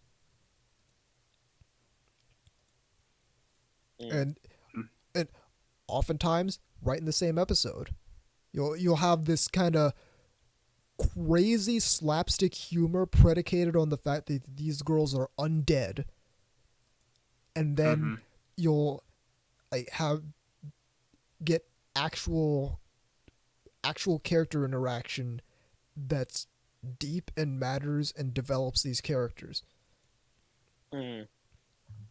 Yeah, I mean, and not only that, but you can have one fun thing about anime, especially with ideas like moe anthropomorphism is there are a lot of unique angles you can explore that you just can't in any other medium. Oh yeah, Ex- Opate was right. great for this. Opate was because it had humor centered around the intricacies of these different firearms, portrayed through these cute anime girl versions. So like the L85 is terrible and breaks all the time. So like Yeah.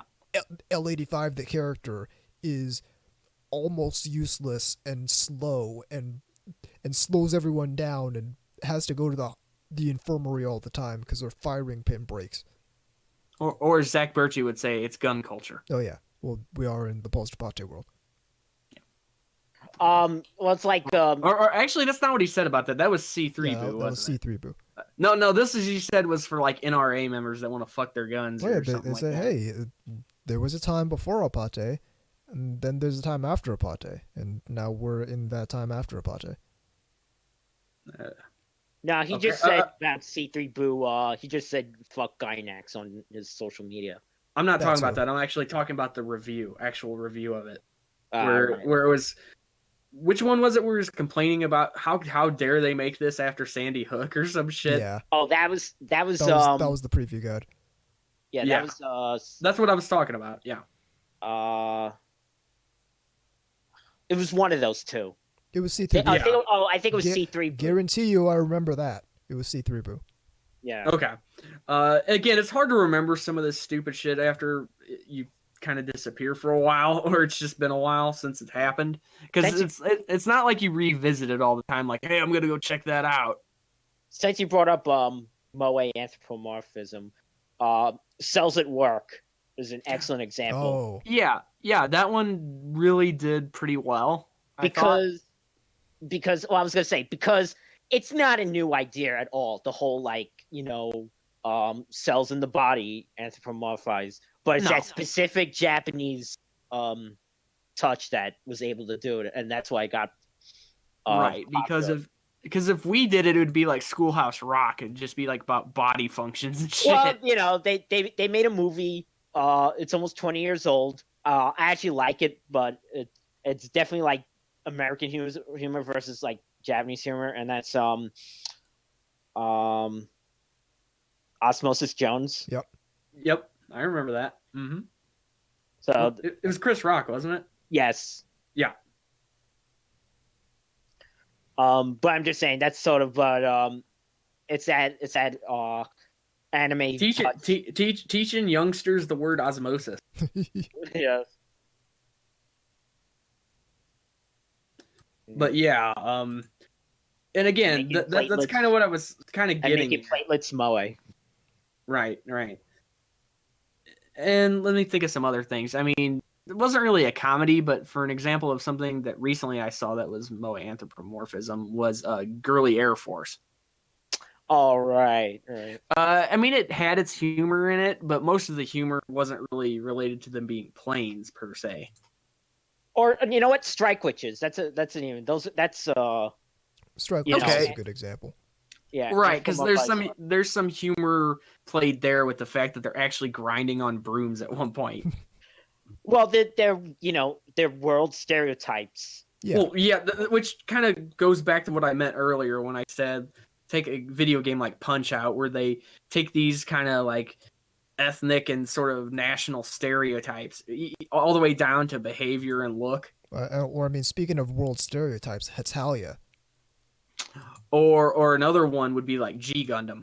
Right, yeah. Which people to this day are still kind of on the fence about. Some people find it amusing, others are actually like not okay with it. Like the Mexican, having the sombrero. It's fine. It's a fucking cartoon. It's these are the same people that get mad about Speedy Gonzalez. You know it is. Anyhow, but again, they don't really seem to A, care, or B, take any real criticism of them doing that seriously. Of course. Oh, by the way, Gray Foster wrote here, because the show I was trying to mention about the genius girl. How clumsy are you, Miss Ueno? That's the one I was talking about. Okay. Yeah. All right. I'm trying to think. She was just trying so hard to get the main boy to like her, and he's like just so clueless. So I basically said like, this is the thirstiest anime girl ever. I might contest that, but I'm not going to do it right now. All right. Nah, I'll explain why later. So yeah, stereotypes. I mean, yeah, Americans used to do humor with that more, but obviously you can't anymore. Right. Or at least it's commercial suicide to do it. I mean, even older shows like Seinfeld had it in there, or just sitcoms from around that time.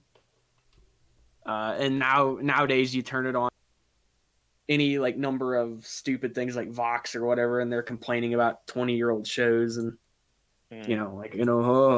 how come Friends doesn't have any people in it? Articles like that. Yeah. Because the person who created it didn't put any in there. I mean, I don't know. Ask them, not me. So to continue on, stereotype humor again, and they still do it. I mean, because remember, not that long ago there was the whole thing about the cockroaches. Right. Oh, right. Oh yeah. Where they made a big deal about that. I mean, that wasn't even humor. That was just they're evolved cockroaches, and people think they look like black people, which is kind of insulting to black people. Right. It's kind of like when there's a thing over, and I believe it's the Netherlands. They got a thing that's very similar to blackface. But that's not the reason they're doing it. Like it's a customary thing, and it has nothing to do with any of that. Remember someone on social. I'm sorry. Hang on. But because of it, people are trying to make them stop doing said custom. Right. Even though it has no relevance to that whatsoever, just because it appears to look similar or whatever. We know better than you. Well, it's good for you. Well, these are the same people that go to like East Asia and the Indian subcontinent and want them to take down manjis. Yeah. Even though they've had these things for hundreds of years and whatnot. Just because of they're ignorant and they don't realize that symbol has been around forever. There was the person on social media complaining about that one scene in Love Lab, which is funny because I just rewatched that episode today. And again, the blackface. Oh yeah, where they made a big deal out of that. Right. I'm just curious. I mean, we don't exactly get a lot of Japanese commentary, and even if we did, I mean, most of us probably can't read it. I've always been curious what their response is to people freaking out about that.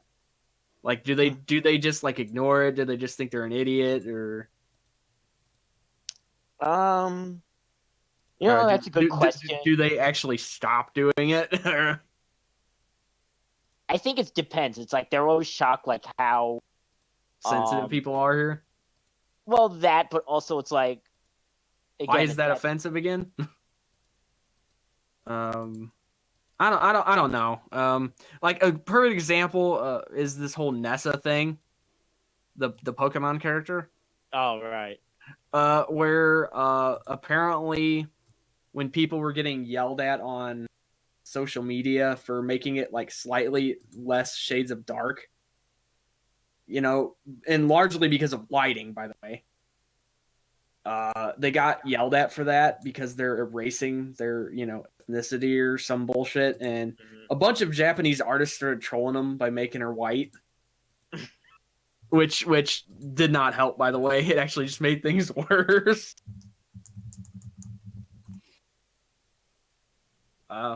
Although I guess it just proves that they're pretty trollish over there too, and they want to be. No doubt some 2-channel people. Perhaps. And I guarantee you some of them just don't want to be harassed over their or art. just want to poke at fucking idiots. I don't know. Again, I didn't see all of that. I just happened to see that specific event as it was unfolding and snickering. I guess they figured they can't really do anything about it from over there.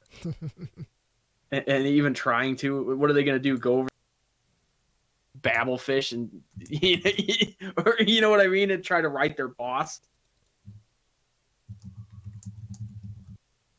I know they were surprised by like our sort of sexual prudeness. Yeah, which is kind of weird in the sense that, you know, Japan is generally considered more reserved than we are in most facets.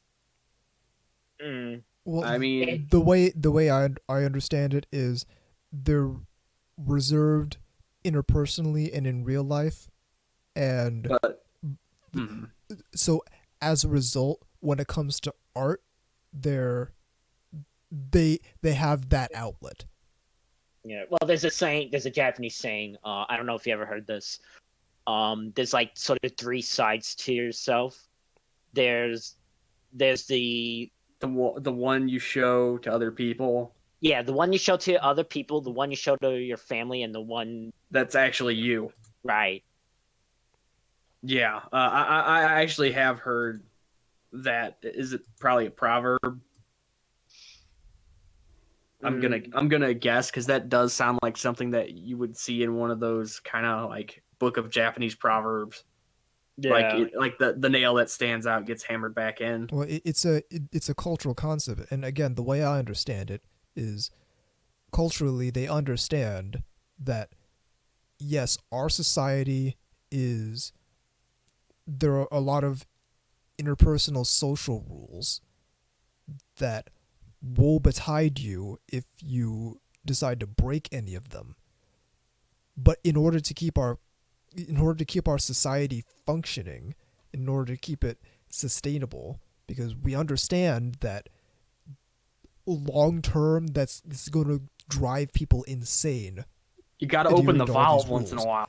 You have to give people an outlet. You have to give people a way to express these interior thoughts, because they're not going that's not going to upset the rest of society. If you want to run a society that is so rigidly socially enforced in public like that. Right, because if you try to suppress things that are going to come up no matter what, they're going to come out some other way, no matter how you slice it. Yeah, and it's going to be explosive and harmful. Which is probably why a lot of their crimes are messed up as they are.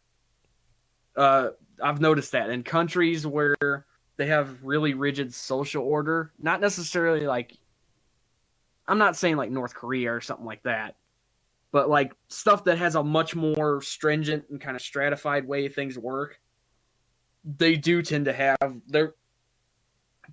these weird, kind of almost grisly, horrific things that come out of nowhere. Norway is a good example, you know, in the sense that they have high standard of living, you know, relatively little problems, but yet like whenever there's a nasty crime or something, like that mass shooting that happened some years back, if you remember. Right, yeah. That I can't remember the dude's name, Breivik or whatever. They don't even have like a life sentence. Well, right, like, and I could be wrong, but I think they even have like limited internet access and shit in jail or something like that. Or like, you know, strolls in the park or something like that, where they can kind of go outside and you know what I'm saying. It all depends on the way the society is set up, shaped. Like I'm to understand that, and someone please correct me if I'm wrong, that Japan is very tough on crime. Very. Like from what I understand, like even things that you consider almost petty in the US, like a weed thing or something like that, you will get hammered hard there for. Yep. Yeah. So it's like, don't. I've seen Locked Up Abroad. And it's like, and it's a damn near 100% rate too. So they've set up their society in a way where they set up their society in a way where they have these rigid social rules. You're given many opportunities for outlets for the whatever's also bouncing around in your head that would be unacceptable for these rigid social rules. Mm-hmm. But if you stray out, that's more than most countries with rigid social rules do, by the way, is give you that outlet.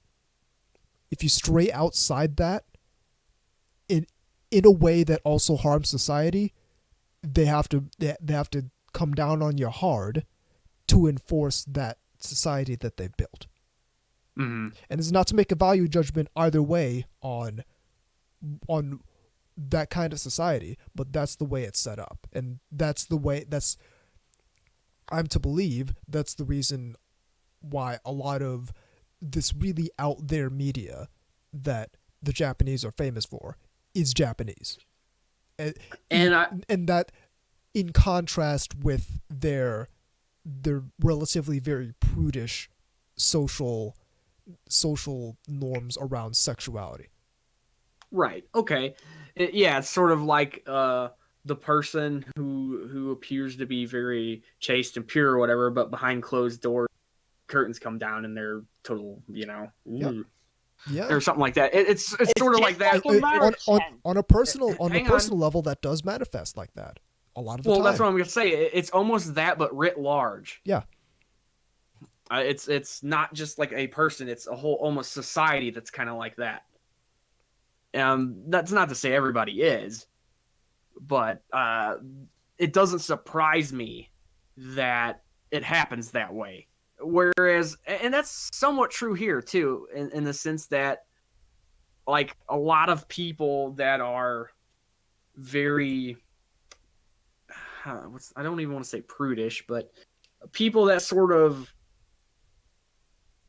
don't want to outwardly portray anything like that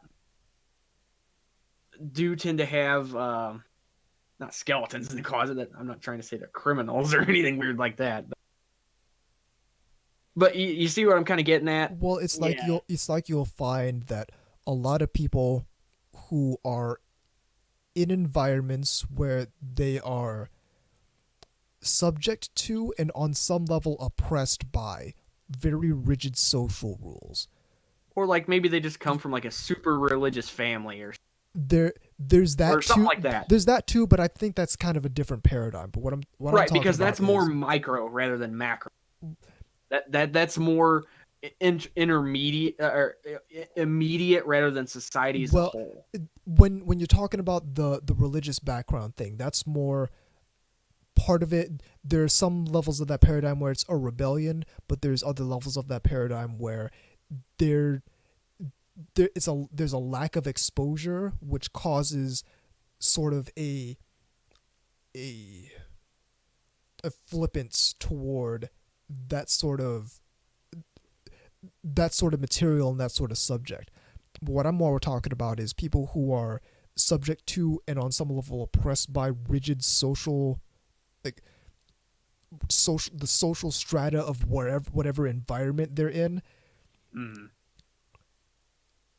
Because they're expected to act a certain way in those social environments, will find other ways to express themselves, and a lot of the time that manifests in sexuality. So you'll see, and I don't have any statistics. I don't have any. I barely have anecdotes. This is just something that I've observed.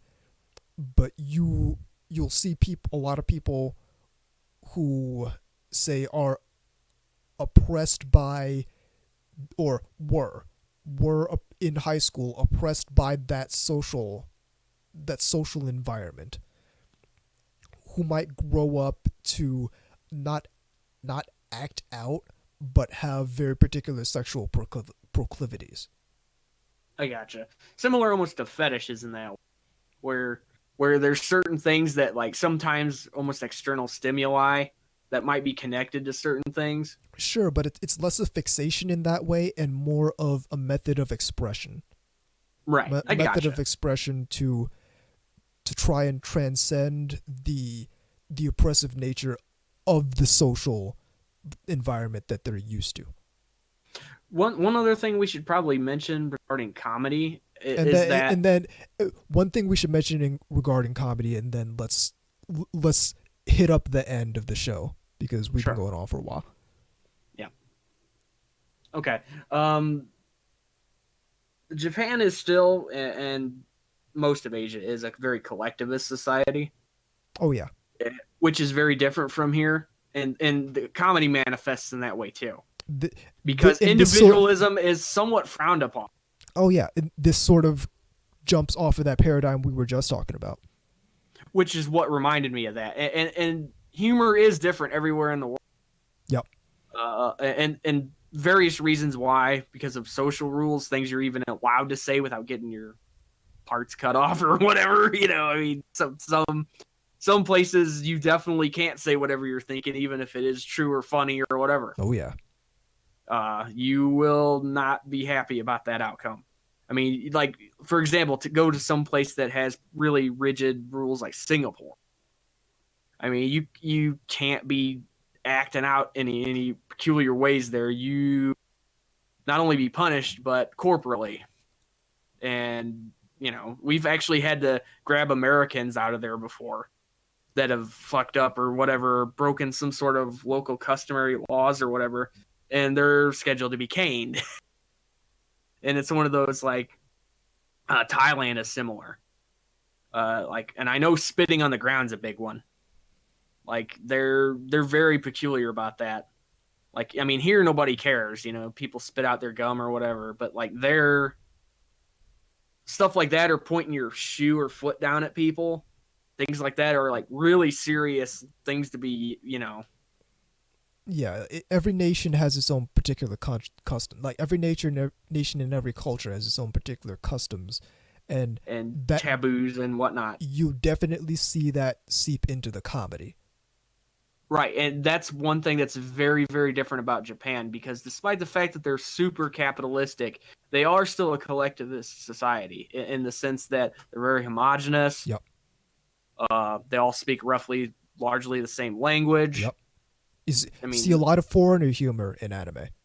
Yeah, often, again, the stereotypes Yep. that come into play there sort of ties in. But it's interesting to see comedy through the eyes of a culture where individualism is considered kind of not really the point. Yeah.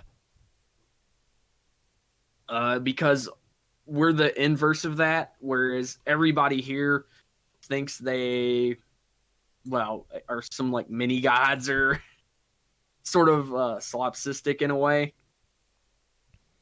Like the world revolves around me kind of thing. Right. Whereas over there, people usually don't have that mentality. I mean, even more narcissistic people usually don't. Just simply because it's almost beat out of them. Even like referring to yourself as I in certain ways is bad. Mm. Depending on who you're talking to and how. Right. And that's not really something people here probably can relate to. I mean, the closest we have is just you having a boss that you can't say anything to. Right. Without getting into some big trouble. Yeah. It's an entirely different social norm. Right. And the comedy is going to flow out differently because of that. It has to. Simply for the fact that, like I said, you're not probably going to see Louis C.K. Japanese style or even probably George Carlin or anything like that.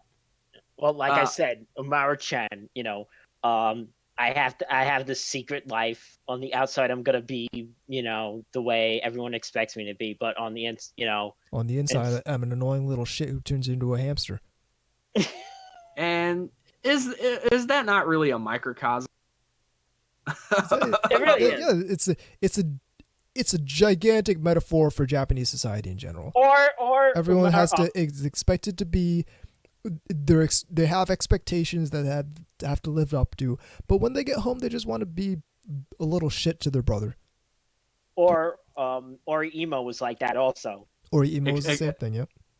Except that extends a little further, yeah. into some other stuff that are kind of beyond the scope of what we're talking about here. Yeah. Okay, we got on a bit of a tangent there, but All right, I think that's good. I Yeah, it do was think fun. that is the show. The email address is ntrradio@gmail.com. The website is ntrradio.net. Check out VZ stuff at VZMK2, moemekagatai.wordpress.com. In addition, check out the Big Book of Idols.com, which is VZ's Idol fan book, Idolmaster fan book. Keep an eye on that website this December. VZ also does the design for the shirts, which can be found at iyashike.moe/store. iyashike.moe being where I write about otaku lifestyle, otaku culture, convention culture. Really important articles, if I do say so myself. The Geeky Panda also has content there, so check him out. He does articles and videos for us at Iyashike. Check out shinakiba.moe for all the half-naked anime girls I'm selling. Any particularly good ones? Well, here's the real is that I need to update my inventory, so I actually don't know until I pull up my inventory, and I do know for a fact I have one really nice Sora Kasugano figure from Yusuga no Sora. I'm not sure if that's up on the store page yet, but it's an excellent figure. I'm gonna tell you that right now. Okie doke. Check out the Bakugaijin show, which is recording once again, as well as Otaku Midnight, which might be recording once again relatively soon. Both those shows are Rumor really good. mill. No? I am on Twitter at CEAnubis. VZ is on Twitter at VZMK2. KGods is on Twitter at Immortal_KGods. And the show is on Twitter at NTR_radio. I'm Tom Enforcer Anubis. I'm K-Gods. I'm VZ Mark II. And even though I got nothing. NTR Radio. And even though we keep our otaku life secret, Even though we turn into a little hamster shit every time we get home and say it, this is NTR Radio. Have a good night. Peace.